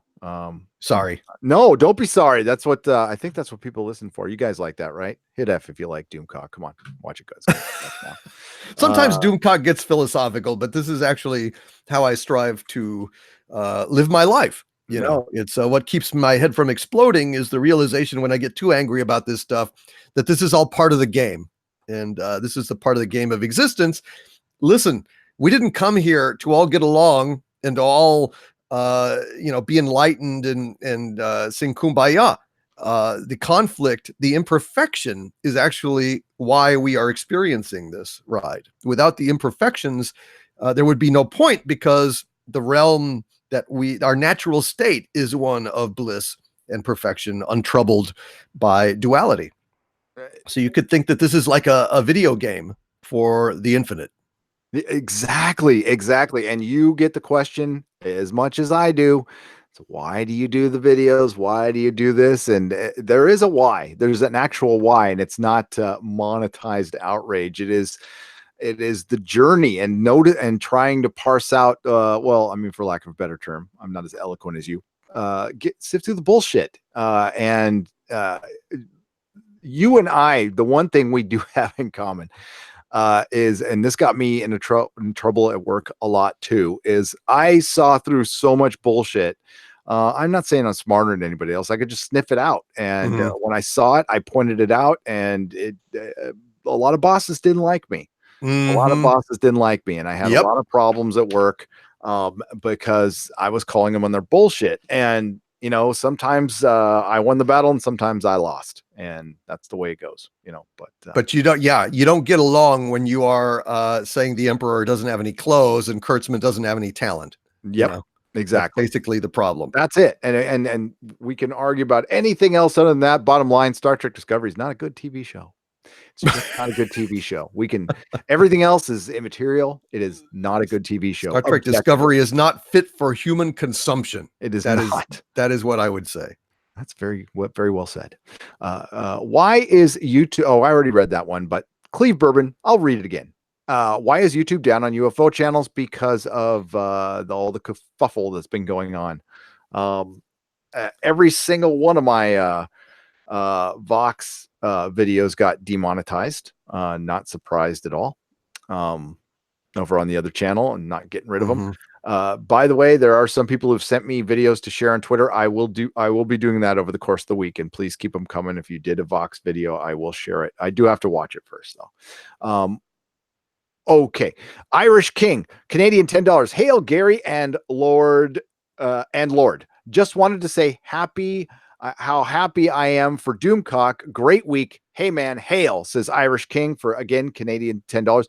Doomcock did have a fantastic week with the great unblocking, some great videos from that. I love the unblocking video. It's thank you very much.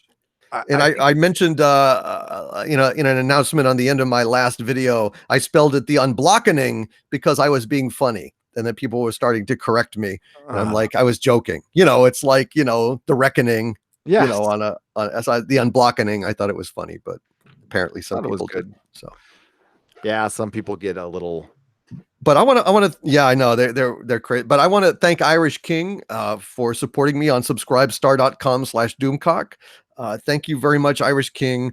And I actually wrote you a message just today. So thank you so much for that.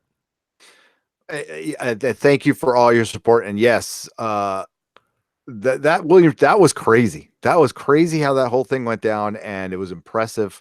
And come what may, I still think it made the Phantom Menace look good, and not that we need that. We don't need outside praise. That's the one thing I hope we all keep in mind in the Phantom Menace, that we don't need.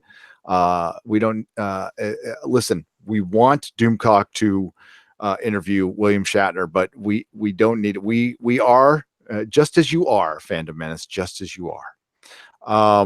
Hail you two, Gary. This is the account to wrench. And I believe I did that, Cinema Queen. So thank you very much. I'm pretty sure I did, right?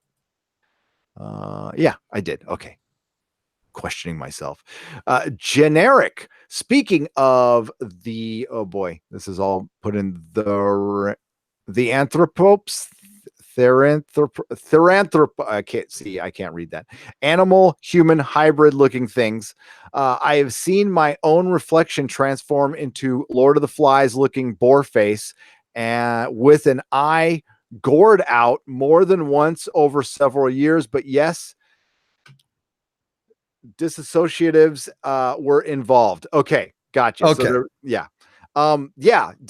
When you are on mescaline, acid, I'm sorry, here's a little drug talk. When you're on shrooms, mescaline, acid, anything, now acid, generally you're not supposed to hallucinate unless there is a high, unless they put a little too much of the same chemical that equals strychnine, I believe.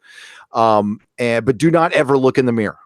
Do not ever look in the mirror, because you will just stare at the mirror for 8 hours because it's so trippy. Unhinged Crank for $2. Doom will be a great interviewer. Yes, he will. He will. Knowledge, ability to ask the right questions. I mean, yes, yes, no doubt at all. Bill, thank you for the $2. Bill Kittleman for $2. White Tic Tac. Tic Tac. Yes, the white Tic Tac is for real. It is for real, in my opinion. Forever Sci-Fi $9.99. I once saw a cigar-shaped UFO with red lights at the end, and a white on top, half a mile up and out at night. I flipped it off while looking through the binoculars, and it signed a light at me. Went inside. That is hilarious. The UFO saw that you got the finger, and it's like, fuck you too, buddy. You primitive fuck. Yeah, exactly. That's hilarious, dude. Yeah, that's a universal signal. It's a universal signal. Well, how many? I mean, let me know when I should make my announcement about the next we have 1, 2, 3, 4, 5, 6. Go ahead and make your announcement now, and then we can finish out with that. We still have what did we start at 2? So we got 20 minutes to go. So why don't you make your announcement now? That'd be good. All right. Well, folks, it was about 2 weeks ago. I've kept quiet about this, but at last, or it was on a Thursday. I'll have the specific information and time and everything else about it. I finally saw my first UFO. I saw my first UFO, and it was in broad daylight, in bright sunshine. And next week, I will be talking about it, but more, I will be showing the 2 photos that I took of it. I was being driven under circumstances that I will explain later. I was vaguely, I was, let me just put it this way. I thought that I was recording video, but I screwed up, and I instead took 2 pictures of this thing. I was not able to see it for very long because it was on the highway, shot through the car. And I have 2 pictures, both of which are pretty spectacular in their own way. One for what it doesn't show, and one for what it does. And it is truly spectacular. I don't know if it is a fake, in terms of if somebody was pulling some shenanigans, but I can tell you it certainly does not look like a drone. In fact, oddly enough, when I first saw it, and what made me get my phone out, was it looked like a Tic Tac.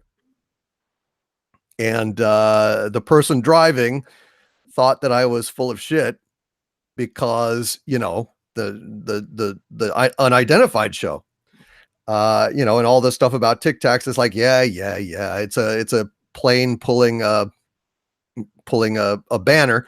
No, it wasn't.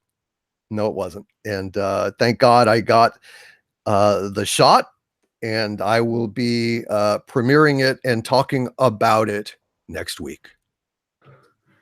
That is brilliant. I saw it for real. That is so cool. It is a sure as shit not a hoax on my end. I don't know if somebody was having some fun, but I'll just put out the picture and let you guys figure it out.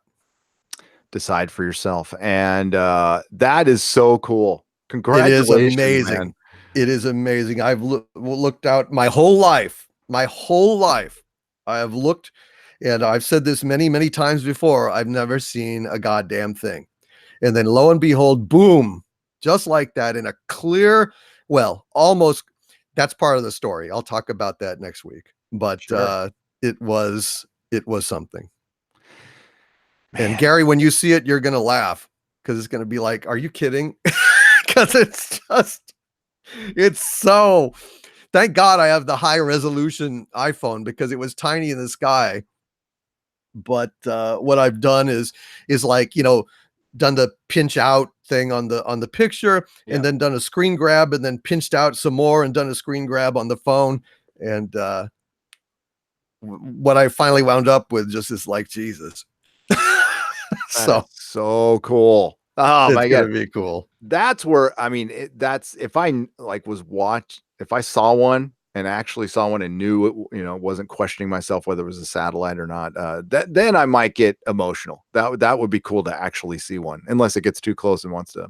Well, that's part of the story of at the time. Yeah, this part of the story. I did not at the time. But yeah, I will. Like I said, I'm saving it for next week. But I just wanted to let people know that I'm going to be publicizing this and putting out stuff. So hopefully next week, Gary, we will have a lot of fun. Oh, that's gonna be great! First time I have ever in my life. That is so cool. Yeah, that is. And then somebody will probably say, "Oh, that's just a Z47, weather Test balloon plane. or something like that," which that's fine. But I haven't talked about it. I've just like marveled over the picture. But if there's an explanation for it, then at least I had a few weeks, have it to myself, being able to dream. But I tell you, there was a lot of weird stuff about these pictures in the story, and I will be sharing it. Like I said, I'm just glad you got pictures. I mean, that's at least you got something. So, oh yeah, and the two pictures tell a story too. It's fascinating, actually. It's fascinating. Broad daylight too. That helps. Broad daylight. That's something to look forward to, everybody. That's a good tease right there. I like it. Forever Sci-Fi, $9.99. I once saw and they flipped it off. Thank you, Forever Sci-Fi, for $9.99. By the way, that's a very generous donation. Thank you, Dr. Ho for $1.99. Check out Fringe Pop 321 on YouTube. Fringe Pop 321. What is Fringe Pop 321? I don't know. I'm checking out. Is it a sody pop?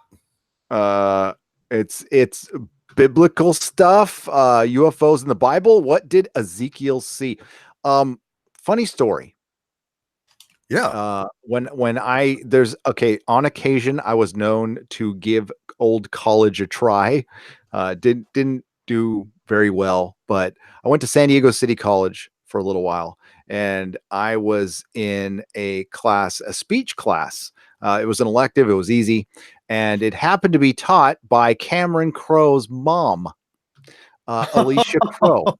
Yes. Yeah. So from Almost Famous. Yes, exactly. Yeah. Like I knew her, and she actually makes a cameo in a bunch of his movies. She taught speech at San Diego City College. Cameron Crowe, of course, is from San Diego. Actually, the opening of Almost Famous is right near that pan up shot. My apartment is on that, where I lived at the time, is on that street. So nice. I did a speech of UFOs in the Bible And I did a whole speech on Ezekiel. Pissed off everybody. And it was a speech. It was I was taking courses through a rehab I was in, so it was a religious rehab, and I decided to do. Yeah, it didn't go over where I wasn't trying to be disrespectful. It actually kind of blew my mind. I wasn't really into the whole sightings in the Bible thing. I learned a lot from it, to be honest Right. with you. That's But yeah, interesting. was not my intention to be disrespectful. Actually, I was just fascinated by the whole thing, but I realized I was kind of, so it looks like, yeah, there's some Bible stuff, Bible. Yeah, I'll check it out. Yeah, they I have will talked check it about out. it. I also have queued up for the end. We can take a look at the Marble Mountain Bigfoots Yes. later, but let's go to another super chat here. Thank you, Dr. Ho, by the way. Thank you for the $1.99. Tracy Wilborn for $5. I saw a UFO when I was in my early 20s, mid 1980s, in South New Mexico. Well, not surprised there. In the evening with friends in the desert, and no, we weren't high yet. So pre-high. Gotcha. Oh yeah, there's a lot of UFOs in Mexico. Jaime Musan. I could never pronounce his last name. Musan. Yeah, Musan. Musan. He got a very famous just showing UFO videos every week on his show. Yeah, I think he's poor Jaime. I think he got suckered into a couple things by some nefarious people, but I still like Jaime, and I think his intentions are good. But unfortunately, there's people in ufology whose intentions aren't good, and I think, yes, I think they are there for misinformation. I do 100% believe that. Generic $10 Canadian $10. Trump also confirmed he thinks that hypogenium in Malta, the hypogenium in Malta, is also 10,000 plus years old, confirmed by his ideology opposite Graham Hancock. This gives it some weight, in my opinion. Yeah, the hypogenium in Malta is effing old, and Malta is a lot older than what they say it is. Really? And yes, and when I was in Sicily, even our tour guide there says they're redating everything because they found some culture that has no name, no writing. They just knew they existed, that predates the Greeks, that they say kind of, they're trying to figure it out, because I was in a town that was built on the side of basically a cliff. It's weird. It's weird, by the way. There's a bunch of towns in Sicily that are all built on the top of mountains, and they're grouped up like there was a lot of water, and they needed to be as high as possible, and those towns just stayed. It's really hard to explain because there's tons of room. There's tons of space in Sicily. And then you have these like super crowded, dense towns crunched on the top of a mountain. It's amazing. Yeah. It's really, oh man, if you guys can get there, if you can fly there, which is expensive, the actual cost of eating and lodging and stuff is very affordable. It's very affordable. Well, that's cool. I need to go someday. Oh, it's freaking great. Tippy Tail McKitty for $2. UFO could have been made of energy. Oh, you're talking about Tic Tac. Possibility. Yeah. It looks solid to me though, but you don't know. It could have been yeah. You never know. No, I don't think. I think energy. I mean, it would be a transitory state. I don't think it would. It looked like it was reflecting and move around like that. I don't think so. Yeah, you could see you could see the shading below, like the sun was shining on it, and you could tell. Yeah, it's weird. Eskimonophona for $1.99. My favorite dudes. Right back at you, Eskimo. Hail Eskimonofono. By the way, all of my Legionnaires, I want to let you know I've put the packets together and they will be going out to the mail tomorrow. Just to let you guys know. There you go. Packages are coming from the center of the earth. Yes. Membership packages, photos, signed photos with certificates and membership cards. The new ministers. I like that. Yes. $10. I totally, by the way, from DJM Voices, $10 from DJM Voices, nice. Our good friend. Yeah. I totally buy the UFO normalization angle. They've been trying it with bad media for years. Sometime check out the Event Horizon channel. dry but informative talks on phenomena of the universe. I have seen that channel and I like it. I actually like it. It's good to go to sleep too. But yeah, I no Event Horizon's a good channel. Brother Malachi, $5. Will either of you watch Thunderfoot's video on the things the Chernobyl series gets wrong? I would check it out. Yeah, I'm sure it gets a lot. Anything that's a dramatized historical event is usually 50% wrong, and I'm being generous. That's interesting. I would have thought that they would have tried to be very factual on this. Yeah, Interesting. but yeah, that's it. I would certainly check it out. Technocratic concentration camp for Australian 1499. Who is the man that went to the military air defense show who accidentally ended up seeing two beaten up man-made UFOs levitating? Who was the man who went to the military air defense show who accidentally? Oh, I had not heard this one. No, I haven't either. No, I don't know anything about it. Air defense show UFO. I'm Googling it. Navy. No, it just wants to take me to the Nimitz. That's weird. I just Googled man air defense show UFO and it comes up with the Nimitz stuff. Like that's, huh. I wonder if you just put in UFO, if it comes up with the Nimitz stuff. Yep. Probably. It's all Nimitz very stuff. popular. How about UAP? Yeah. Okay. So, well, they are definitely breaking disclosure. Two beaten. Give me just a second, folks.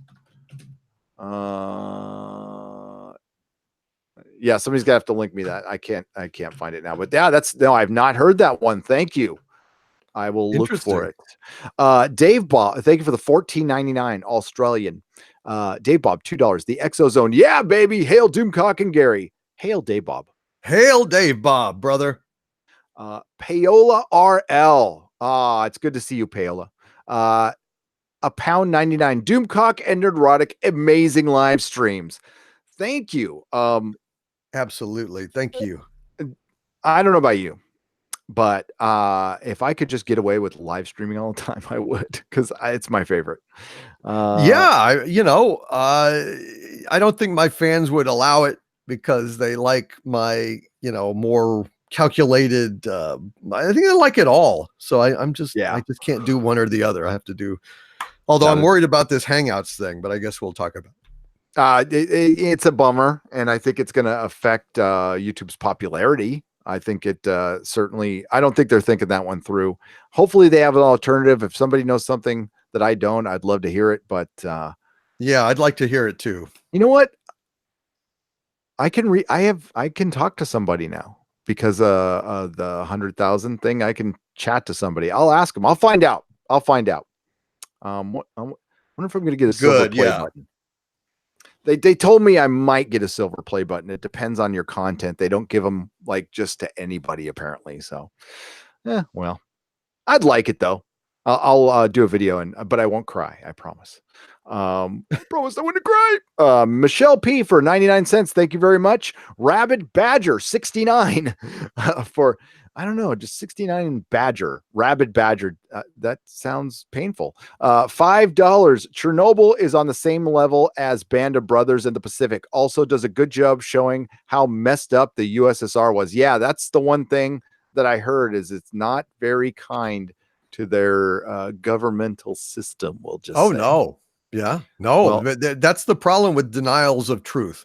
When you deny truth, then you are basically screwed. That's why the first serial killer in the Soviet Union was able to function with impunity for so long, is because the government denied that there could ever be a serial killer in the Soviet Union paradise, that they had established. And to really, this is why Doomcock and I and Jeremy and Jeff and EVS and all of us do what we do, because you want to stop it here in entertainment. when they're lying to us, which they always have. Okay. I mean, like in entertainment, it's never, you don't want to take anything in face value, but if it gets into other areas and they start erasing truth, erasing language, we could end up with something like that. And we certainly don't want that. And it's always good to be told the truth. Yep. Sparkus Aurelius, $15, longtime Coast listener. Bless you. Recently put up a painting I had in storage, had it up for years. Something is different now. It's a dock going out to the sea, but now there is a chair at the end of the dock. Oh, you mean the chair wasn't there anymore? Oh, that's a good story. Uh-oh. Ooh, Mandela effect? That is disturbing. I don't know. Could be mischievous artistic ghosts. Could be the Mandela effect. That's weird. That's very weird. Vienna Wells for £5, but no comment. But it is a Spock avatar with the live long and prosper. Nice. So live long and prosper. Vienna. Nice. The real Mr. Spock, by the way. Damn right. Mark C, $5. UFO over redhead. I'm sorry. UFO over redhead. Have you ever seen Faye Reagan? Careful. Definitely not safe for work. Maybe not safe for home. Well, the thing is, like I said, it depends on your definition. It was to have a redhead, or to have like a UFO sighting or whatever it was. I mean, it's different. If it's like a fleeting like glimpse, and it was like a verified, like, well, on this door, you look out this window, you're going to see that. If you look out this window, you're going to see a UFO. I'm going to go see the UFO. If it's a question of having a permanent installation of my very own Orion slave girl type of benefit that's not going to end, well, then there's no choice. To hell with the aliens. And I just looked up Faye Reagan. You know what? Actually, the pictures that came up were, they were saucy, but they were safe for home. Nice. Yeah. Mark C, I'm not going to argue with him. Faye Reagan. Nice young lady. I'm sure she. How do you spell Reagan? Like Ronald Reagan. Okay. Yeah. Faye. Faye. Faye. Faye. Reagan.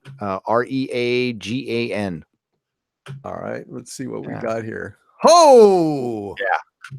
Hey-o! Real deal right there. Wow. Oh, yeah. Oh, yeah. Kind of like a cross between Joan and Ygritte from Game of Thrones. I was thinking Ygritte too. Yes. Yeah. Nice. Ygritte. Nice. Ygritte was my favorite. Technocratic concentration camp. I always get that wrong, man. Sorry. Australian $7.99. Can you tell the story about the man that went to the military air defense show who accidentally ended up seeing two beaten up man-made UFOs levitating? So it was man-made UFOs that were levitating. I don't know that story. We don't know. I mean, that's the one we got asked earlier. Yeah. I would tell you what, though. I will look that up, and we will, if I find it, because you gave 2 super chats, that will definitely be part of our next show. Absolutely. Sure. Yeah. Thank you very much. Technocratic concentration camp, which, that's a good name, actually, considering we're living in this technocratic society now, technocratic fascism. Obion 27883 for $20. Wow. Lord Doomcock, I have an impossible tough question for you. You ready? Are you ready? Would you rather conduct the Phantom Menace Shatner interview or go see the UFO? Sorry for putting you on such a tough spot. I can see your pain as I ask this. Well, I would need more information. Like, what do you mean? Like, see the UFO? Like, so let's say it's a guaranteed UFO sighting. Like, you were given a message by the aliens, and the aliens said, "Meet us here." Or would you interview Shatner? Boy, that's tough. That's tough. If God, well, if what I mean, look, if it was like actually like here, I'm going to take you to a place and there's a landed UFO, and you can like inspect it at length through the binocular. I mean, it's not going to be over in 3 seconds or a minute or something like, hey, it's over there right now. I promise you, we can go see it. As opposed to that'd be tough. That'd be tough. And if what you said, like if the actual aliens contacted me, shit, I don't know. That's okay, here's the thing. I would opt for the aliens to see the UFO first. However, if it was a question of if I could have a personal conversation with William Shatner, not a big interview that's a big but actually just like actually be able to talk to the guy, maybe have a beer or something, I'd probably pick the William Shatner. Okay. So I'm going to say that when Doomcock chooses to go see the UFO, it is you find out they're all Shatners. They're from the planet Shatner. It's like John Malkovich, and they come out and they just are all William Shatner. And then Doomcock is happy. Score! Planet full of Shatners. And they make me their king because I can do the impression. Yes. And all the females of the species are all the Orion slave girls. But you're so good to me. You're so good to me. I try.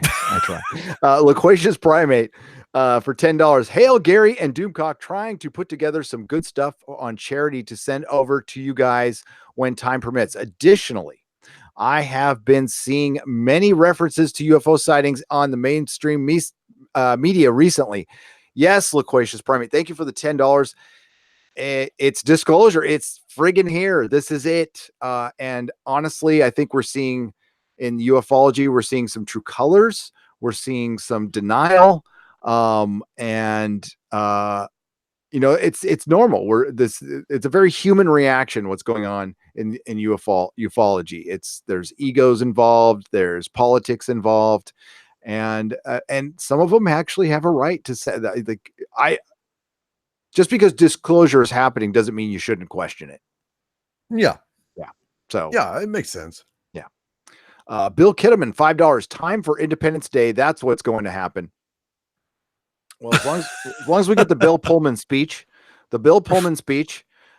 is one of the best damn things ever. So yeah, it is. It's very good. Yes. That's probably I like that movie. I do. I like it a lot. I know it's not. It's the only thing I didn't like about it is the director said he doesn't believe in UFOs. I'm like, well, shut up. I thought it was good. I thought it was a lot of fun. Yeah. Also, one of the reason why they might be having disclosure is that something may be coming that they can't cover up. And so they're trying to ease into it. It may be something that's about to be lost, a narrative that's about to be lost control of. Yes. It's possible. And somebody's at my door. I hope my son's going to go get it. I hope so. Yes, he's going to get it. Okay, good. Good boy. Good boy. So yes, Oumuamua. Isn't it funny that Oumuamua comes through the solar system and all of a sudden disclosure starts happening? Yeah, very funny. Yeah. Huh. Interesting. Weird. Very weird. Weird. Where are we? Okay, Echo Base Network, Nicholas Glenn. Hail. Echo Base Network. They rock. They do rock. They're the ones who hooked up the interview. They did the first contact, right? With the first contact with Nicholas Glenn and the coach. The coach and Nicholas Glenn, please subscribe to their channel. If one of my kind mods could put their link in the description, please.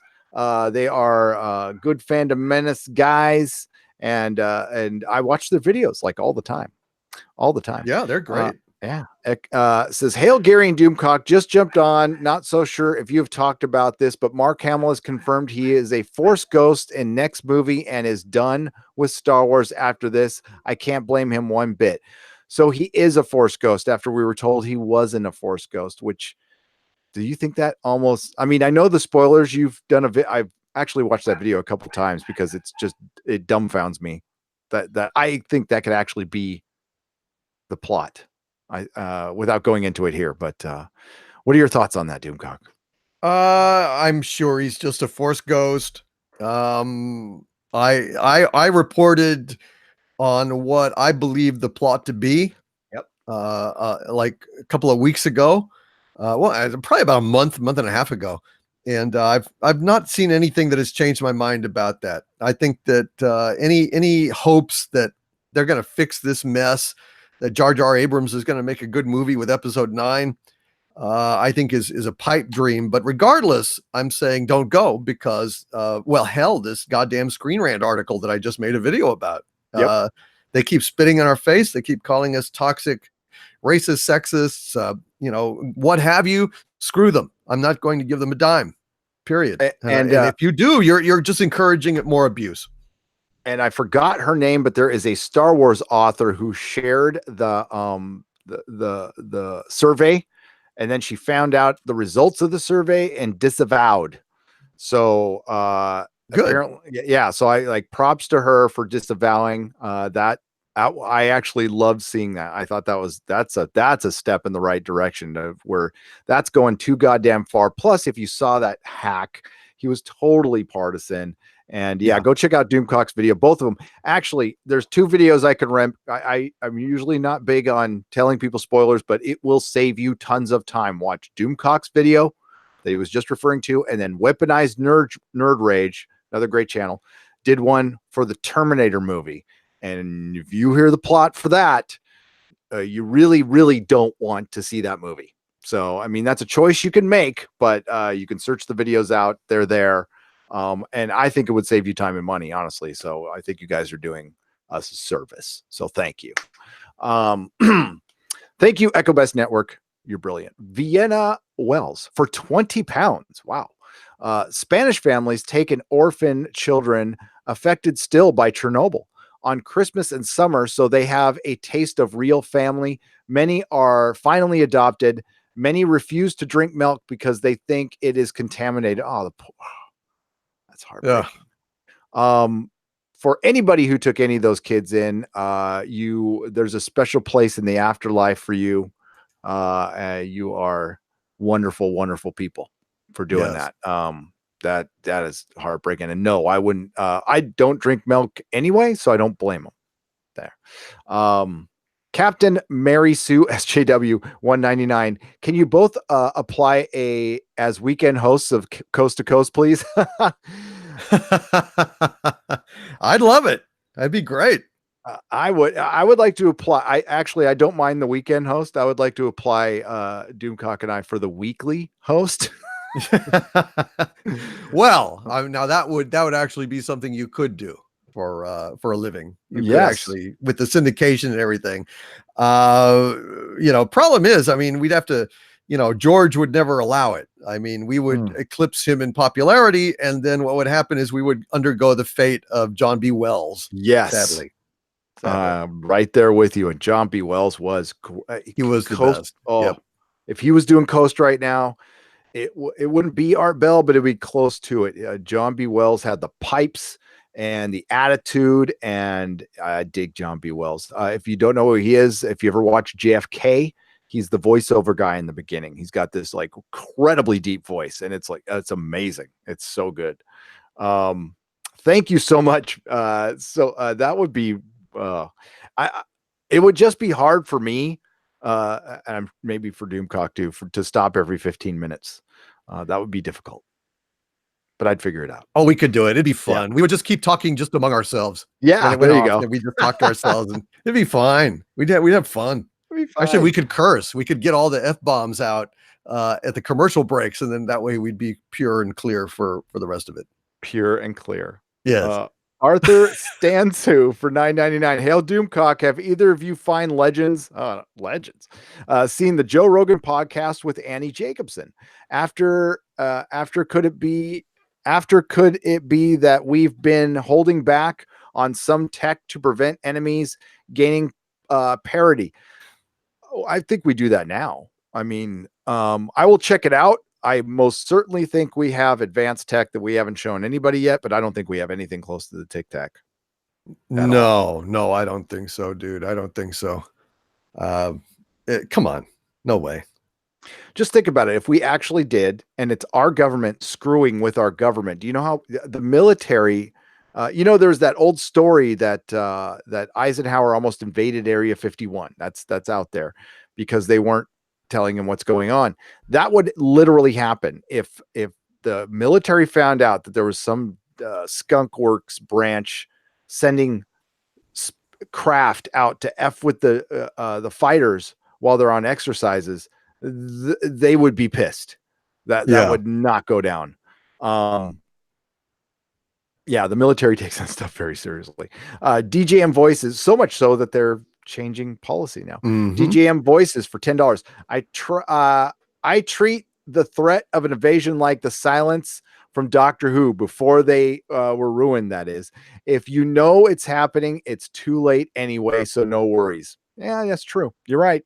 I mean, Doomcock was right too. I'm not going to argue with it, but I still think, I don't know, I would try something, even in futility. I want to go out fighting. Better die on your feet than live. Oh yeah, for sure.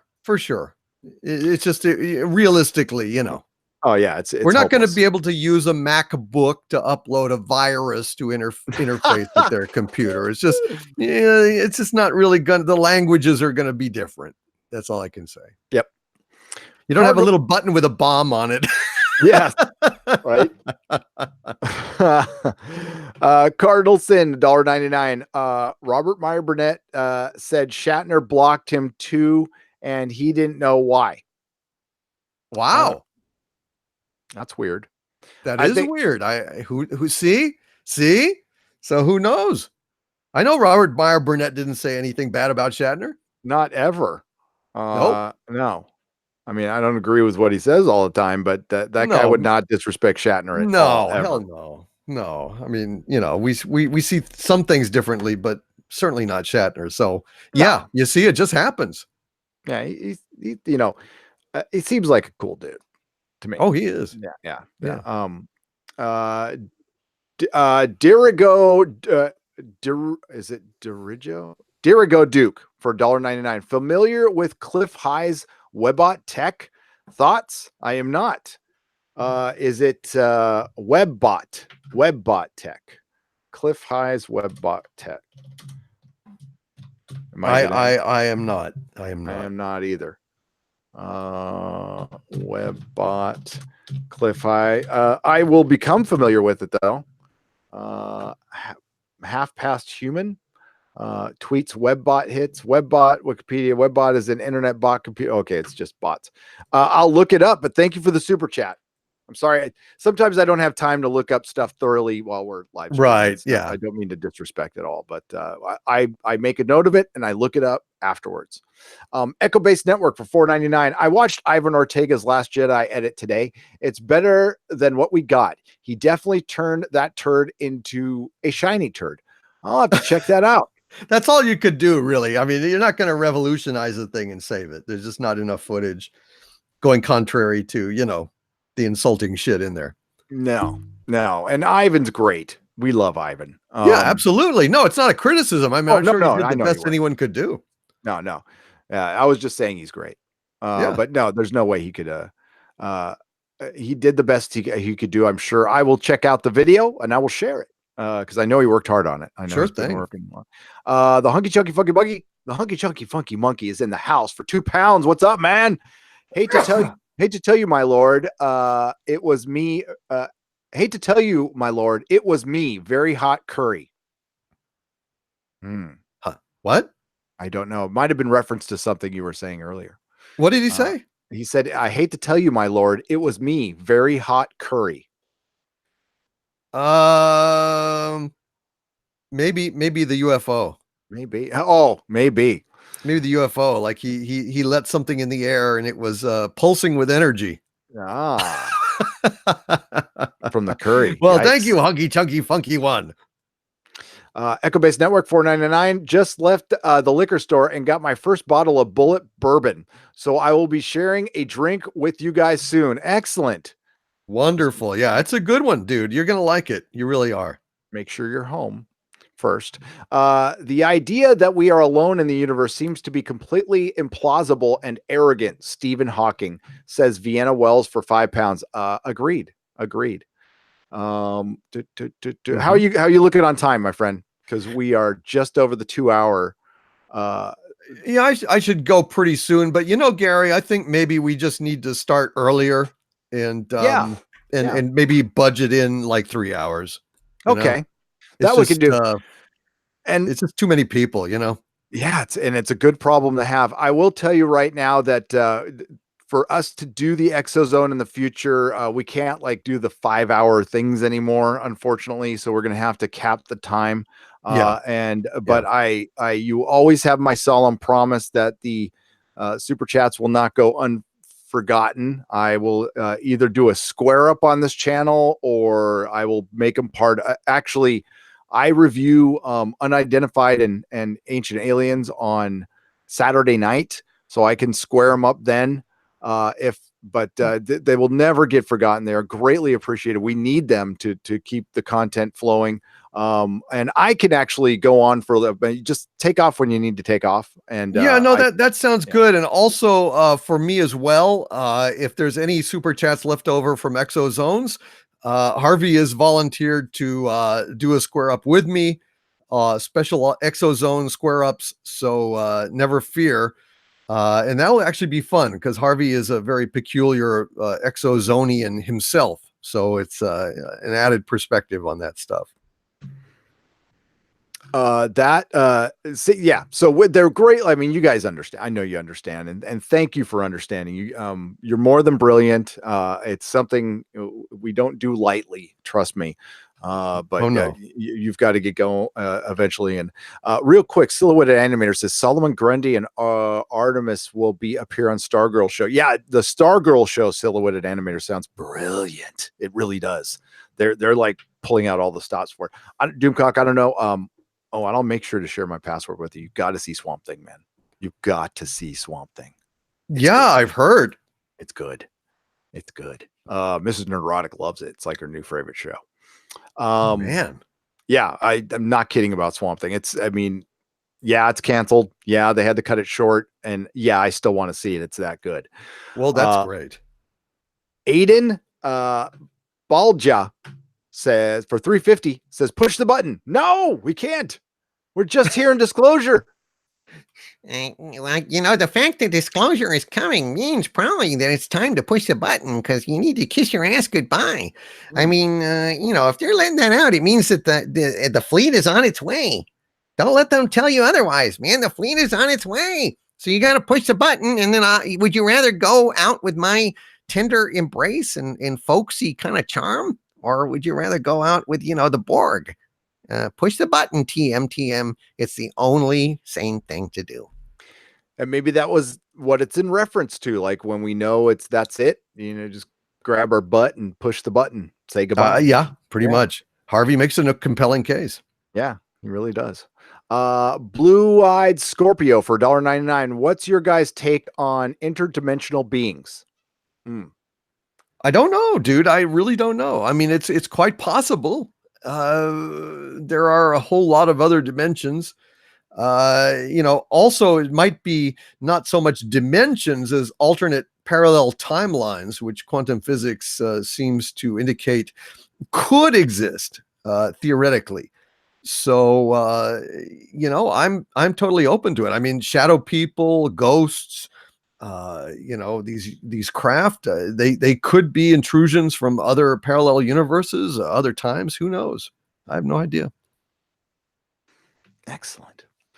I think it explains possibly shadow people. And I'm under this stupid impression that if we can conceive it, it exists in some form or another, but we may not ever understand it. Christy Miller for $2 says, love you guys. Thank you, Christy. We love you too. And thank you for your help with Mary and with my channel. I really appreciate it. Yeah, Christy. Thank you. Thank you, Christy and Kaylee and Mark and Chris. And of course, Mary, Queen of Mods. Oh, I like that. Mary, Queen of Mods. Thank you all for helping out. If I left a mod out, please accept my apologies. Mech. Thank you, Christy. We love you too. Mech1164, $10. The story goes, a person who went to an air show met a family friend who was going to this. When they were stopped at a tent, The Sen told the officer he was my aide. They saw a Rev engine US UFOs. Interesting. So I've listen, the US has made UFOs before. I mean, I don't even think that's a secret. I think they've tried to replicate the craft. Oh, and yeah. Bob Lazar, the one thing that sticks in my mind is he said, we figured out how to turn it on. We figured out how it works. We even figured out what powers it. We just can't. We can't Right. fly it. We can't because element 151, we haven't been able to stabilize it, or at least they haven't told us they've been able to do that. We've discovered it, but it's only in a very it's only for like a nanosecond. Right. And then it's unstable and it goes away. And apparently it's just a very dense thing, molecule, whatever, and a particle, sorry. And it's something, that can it would change energy forever, propulsion forever, if we could figure it out. Adrian Whitaker. You know what? I have an idea. Yeah. Maybe the element still does decay that quickly. But what if the UFOs are in some kind of suspended time field where that time is suspended so that indefinitely, and that's why it can move at any speed, is because it is relative to our time. That would explain the little like the heat wave effect around it, the ripple Right. they've reported around it. A See, time shift.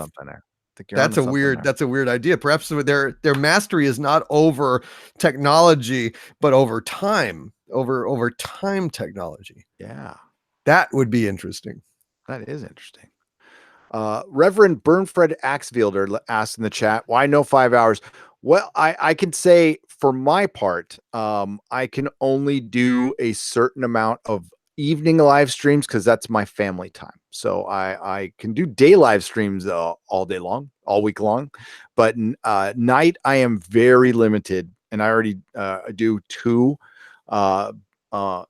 Mrs. Nerdrotic is not crazy about the Friday night one. Believe me, I've been hearing about it for a couple of years, but she's, now that the channel's doing okay, she's like, fine. But, right. Yeah. So yeah, but she's cool, but you got to understand, got to see the family once in a while. Well, I think we'll next time. I'm sorry, Gary. I'm gonna have to run to dude, do dinner stuff. But next time, and from now on, we'll schedule more time for this. We'll figure out. We're just figuring this out. We should have both known that. The first time back it would be longer, and I apologize for that. There's no need to apologize. We thank you all for being here. We thank you for being here. I'm gonna hang out, so I'll finish this up. And you go do your stuff, man. And thank you very much for coming on. Can't wait for the next show to hear about your story. I think. Oh man, and show the pictures and everything. It's going to be something. You want to plug your channel before you go? Do the business? Please check out youtube.com/Overlord DVD, which is my main channel. But if you are an ExoZone fan, then by God, go and subscribe to youtube.com/The Harvey Zone, because that is where ExoZone is going to live. So you don't want to miss out on any UFO stuff. And also you certainly don't want to miss out on the next episode, because that's where I'm going to show the pictures. I'm going to tell the story. It's detailed and it's fascinating. So go right now and subscribe to youtube.com/The Harvey Zone so that you don't miss out, because it's going to be something cool. It's going to be a big event next week. Brilliant. And also patreon.com/Doomcock and subscribestar.com/Doomcock. And Gary, man, it's great to be back on the horse. Let's pray that the YouTube gods don't smite us for it. Exactly. We've got a good crowd, and thanks for sticking with. And definitely going to fix that in the the chat with the bots and stuff. But hey, have a good night. Yeah, dude, I need to do that. I don't know. Maybe we can talk later, and you can tell me what switch there is or something. I don't know. I'll send you where it is, but I'll figure it out.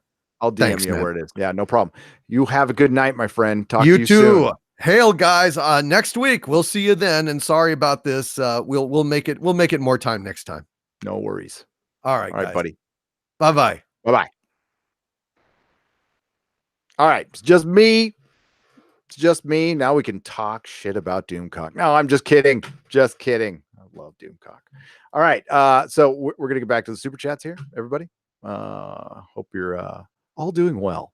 Thank you, Adrian Whitaker, for the £2. Oh, by the way, for 2 more pounds, Adrian Whitaker says, big hello from the UK. Love you guys. Adrian, we love you too. And we love the UK. My God, do I love the UK. Your literature, your comedy, your television prior to 2000, say 12 and stuff is some of my favorite stuff in the world. Your music, your food, not as bad as people say, but not so great. But our food isn't great either. Thank you, Adrian.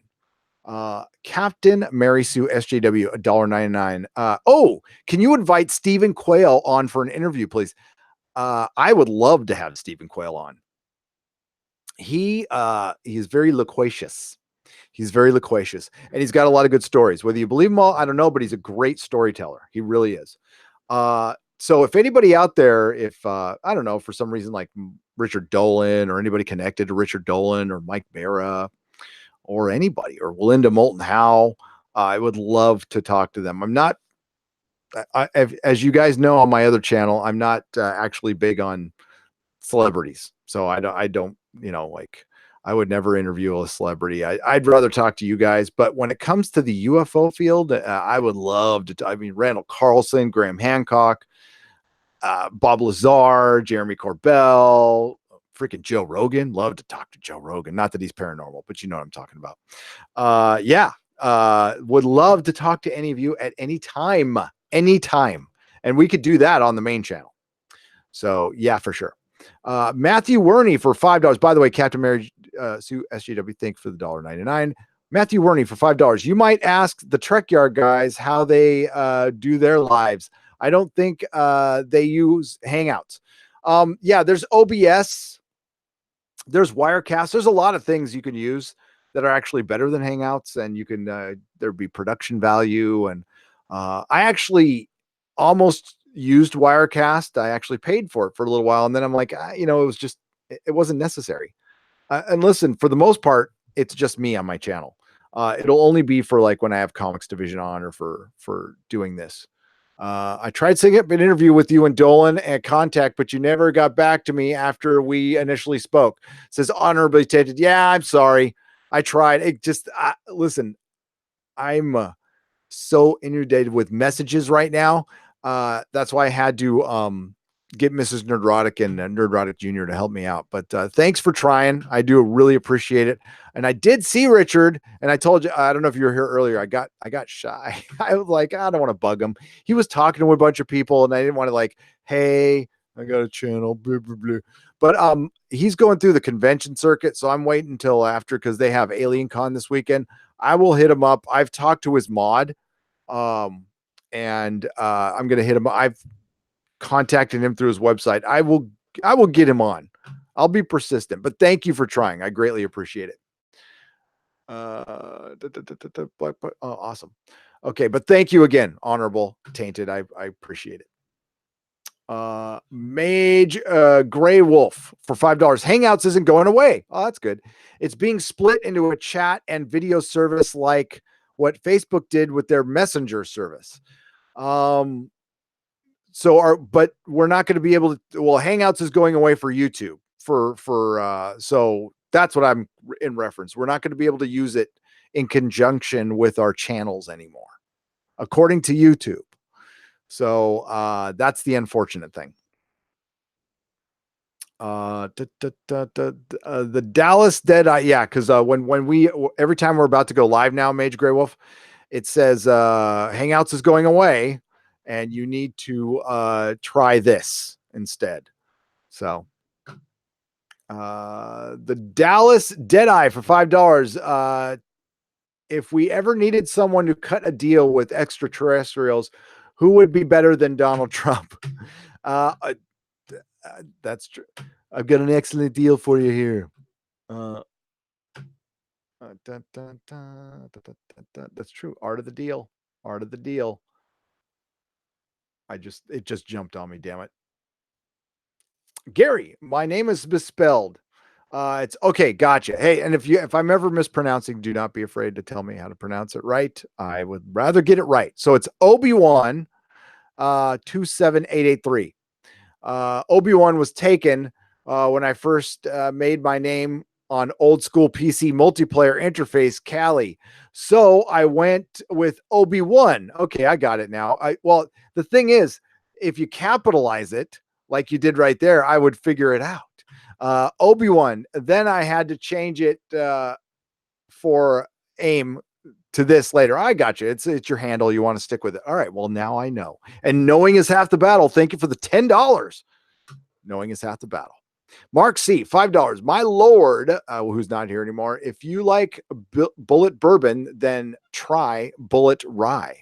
I'm sure he's still listening. You hear that, Doomcock? Try bullet rye. He probably has. Thank you, Mark C. Jack Random, $2. The New Mexico Sunspot Observatory is part of it. Oh, I forgot about that, Jack Random. You are right. It was the UFO Sunspot Observatory. It was a Oumuamua, and then we're getting disclosure. I'm not kidding when I say this. I think this is shedding light on the situation. I really do. Bill Kettleman, $5. Jupiter is sending hell at Doomcock and Nerdrotic. Maybe. I hope not. Abby Olace for $10. Just wanted to pop in and say hello. Have a great podcast, guys. Abby, thank you so much. Thank you for the $10. And yes, it was lots of fun. Loquacious Primate for $10. A metaphor Ken Wilber gave on the illusion of duality is the alternative is like trying to play checkers against yourself. Eventually you need to forget you are both sides and so manifest a universe. That actually makes sense. It does. And then we get to, that's the very deep and introspective Loquacious Primate talking about duality and the manifestations of the universe. And then we're at Turd Burglar for $9.99. I was abducted by aliens and probed anally and really enjoyed it. I was hoping they would come back and do it again, but I think I scared them off with my enjoyment. LOL. Well, maybe it's you. Maybe you're the reason they haven't come back, Turd Burglar. They're like, we probed this guy and dude, he like gave us his digits and asked us to come back. Turd Burglar. Technocratic Concentration Camp, Australian, $7.99. His name is Mark McCandish. And he is a documentary called 0 Point, the story of Mark McCandish, the Fluxliner. That is helpful. That is very helpful. I'm going to go look that up real quick. Mark McCandish.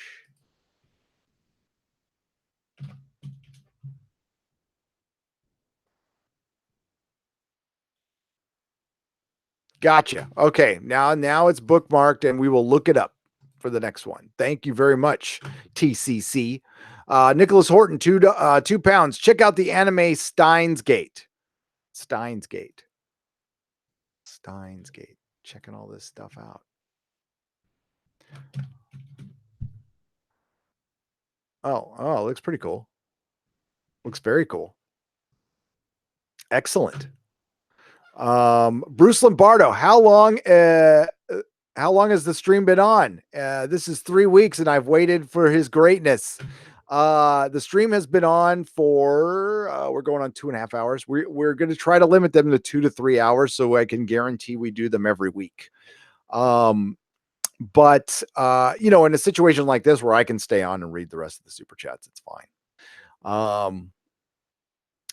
Thank you, Bruce Lombardo, for $4.99.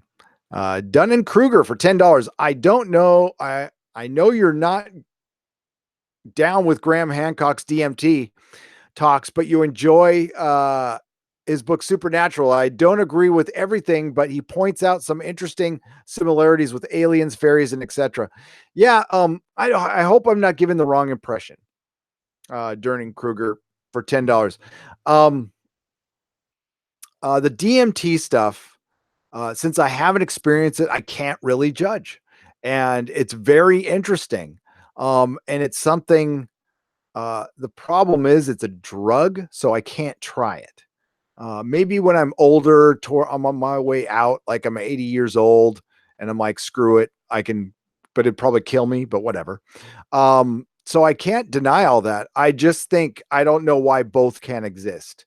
Now with Graham Hancock's, the thing is, we drugs, anything extracurricular, are meant to be extracurricular. They're not meant to be your life. You don't want to do anything every day other than eat or breathe and go to the bathroom. In my opinion, I think anything outside of that, you're not really being true to yourself.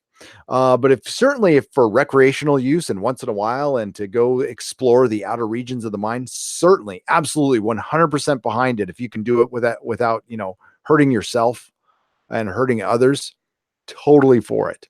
I think psychedelics they could do a lot of harm if taken by a person who has bipolar disorder. They're very dangerous for that. But on the other hand, if you don't have that and I think they're very eye-opening, and I think they do explore things that necessarily conventional anything doesn't teach you. So yeah, as far as psychedelics are concerned, if you think you can just try it and put it down, I highly recommend it, for lack of a better term. But you have to be with good people in a comfortable environment, and you have to be a very sound state of mind. So you're not like, if you're depressed or going through a trauma, don't get near it, because it'll just exacerbate that and make it worse. That has been my experience. Now, I've never really had a bad experience. I've been able to roll with whatever comes along. But yeah. So but I just don't, because Graham Hancock says the aliens are, we're able, through DMT and that stuff, we're able to unlock other realms to other beings and stuff. I could believe that. I totally could. Thank you very much for the $10. Cotton Candy Hair Jeremy for $4.99. If aliens are real, do you think there are more nice like Superman or like aliens from Independence Day? I think they're in between. Because the human mind can only grasp what the human mind can grasp. I don't think I think as above, so below. I think the universe is a lot like, it's probably, I think our planet is a microcosm of the universe. I think there's many cultures, many types of aliens. Some are warring, some are evil, some are good, some are ambivalent. But I think most of them are so far advanced that they don't see us a threat, or they aren't concerned with us. As Loki said, does a boot concern itself with an ant or something like that? Yeah, it doesn't think about it. It doesn't think about it. But they're probably keeping an eye on us just for some reason. But I think there are many different races, and there are many different things. But the ones who visit us the most, the Greys, they are drones. They are clones. They are not the actual aliens. Because I think it's very difficult to travel in space, even if you're really advanced. Lars, thank you, Cotton Candy Hair Jeremy. Lars Leonard for 100 Danish crowns. Thank you very much. I am a left-wing liberal, but I came to your channel, later Geeks and Gamer, Dooms and Annas, due to Captain Marvel. I am really fed up with SJWs ruining franchises, and it's not about politics for me. Lars, thank you very much. I appreciate you being here, and you are more than welcome here. And that is SJWism, although a lot of it comes from the perceived left, in my opinion, free speech, not singling out people, identity politics is really against everything that's about. And again, yeah, we're trying to take politics out of this. We're not trying to divide people. Captain Marvel is a divisive film. Doctor Who is a divisive show now, unapologetically. And Hollywood clearly thinks they have chosen some kind of side and they're on some kind of cause. Well, honestly, anything Hollywood is united behind, I'm generally going to be against, because the values in that town overall, while there's certainly a lot of good people, but the people who are run the show, I question their motives. Let's just say that. Let's just say that. I'll be nice about it. The people who are working in post-production and editors, those are hardworking people. Those are normal people. But the creatives with power, who have had power for a long time, a little drunk on it. I don't think I'm going out on a limb and saying that. Thank you very much, Lars. Brother Malachi for $5. How do you think Ike, Miss Eisenhower, Tsoukalos, and Church of Scientology will react if the government goes public about IMOs and UFOs being real? I don't know about the Church of Scientology. Giorgio Tsoukalos, I think he would be happy. Laura Eisenhower, is that what you're talking about? I don't listen to her at all. I caught her act in Contact in the Desert in 2016, and I don't want to insult anybody who likes her. I'm just not into her spiel. David Icke is going to call it an op, 100%. He's calling this is an op. Tsoukalos, I think I'm curious. I'm not too sure. Church of Scientology, oh God, they'll probably call it an op as well. Yes, Laura Eisenhower. Yeah, I'm not really down with her spiel at all. Okay, so that is the end. I'm going to go up and see if I make sure I didn't miss any, because sometimes you got to refresh the page, which I am doing right now currently. And I'm just going to make sure I didn't miss any. And if of course I do, I will make up for it. So next paranormal show, folks, is Saturday night. It's about 10:30 p.m. It's very late. It's 10:30 p.m. Pacific time. I review the latest Ancient Aliens episode, Aliens, I can talk, and the latest Unidentified episode. So please join me for that. Usually goes for about an hour and a half. It's late at night, 2 hours, however late you want to go. Got 2 more super chats in there. I think UFOs are us in the future coming back, says Bill Kettleman, $2. That is something that we need to consider. Heard that a lot. By the way, do check out the New York Post's In the Basement UFO show with Nick Pope. Look it up on YouTube. It's actually pretty good. Mary Highland, thank you for the $10. With all of this government and UFO talk, do you think they are trying to prep us for something like an eventual admittance that UFOs and aliens are real? Mary, I think that is exactly what's happening. Now, what prompted this? I think that's a good question, and maybe something we should explore the next ExoZone. I think we should explore that. All right, everybody. I have to get going on a doctor, possibly a Doctor Who video. No, comic industry video, then a Doctor Who video. That's the next 2 I'm working on. So you're going to get 2 more videos in the next. They'll probably drop tomorrow. Do a reminder tomorrow that I will be reviewing The Swamp Thing with John F. Trent from Bounding into Comics, and of course, there's Friday Night Tights with the Comics Division. And I'll see if I can invite some other people, maybe Mahler. So everybody, thanks for joining the ExoZone again. This is staying up on the channel, so you enjoy it at your leisure. Please share it with your friends. Please subscribe over here. This channel is pretty much where I do kind of everything is live and it's fun and loose. So I cover like the smaller TV shows here. The paranormal stuff is happening here, and this is also my backup. Just in case something happens to the big channel. So also, I just dropped a video about my concerns with the Marvel, my 18,000 part series of the MCU going woke. And I read an article and I read between the lines. Please check it out on Nerdrotic. I dropped it actually right before I went live. If you want to go check it out, everybody, thank you for the mods for doing great work. The Cinema Queen, Mary Ashmead, the Queen of Mods, Mark Lazerth, who's always here, Chris Persia, and Christy Miller. Thank you so much, everybody, for joining us. And remember, we do not kneel. Ciao.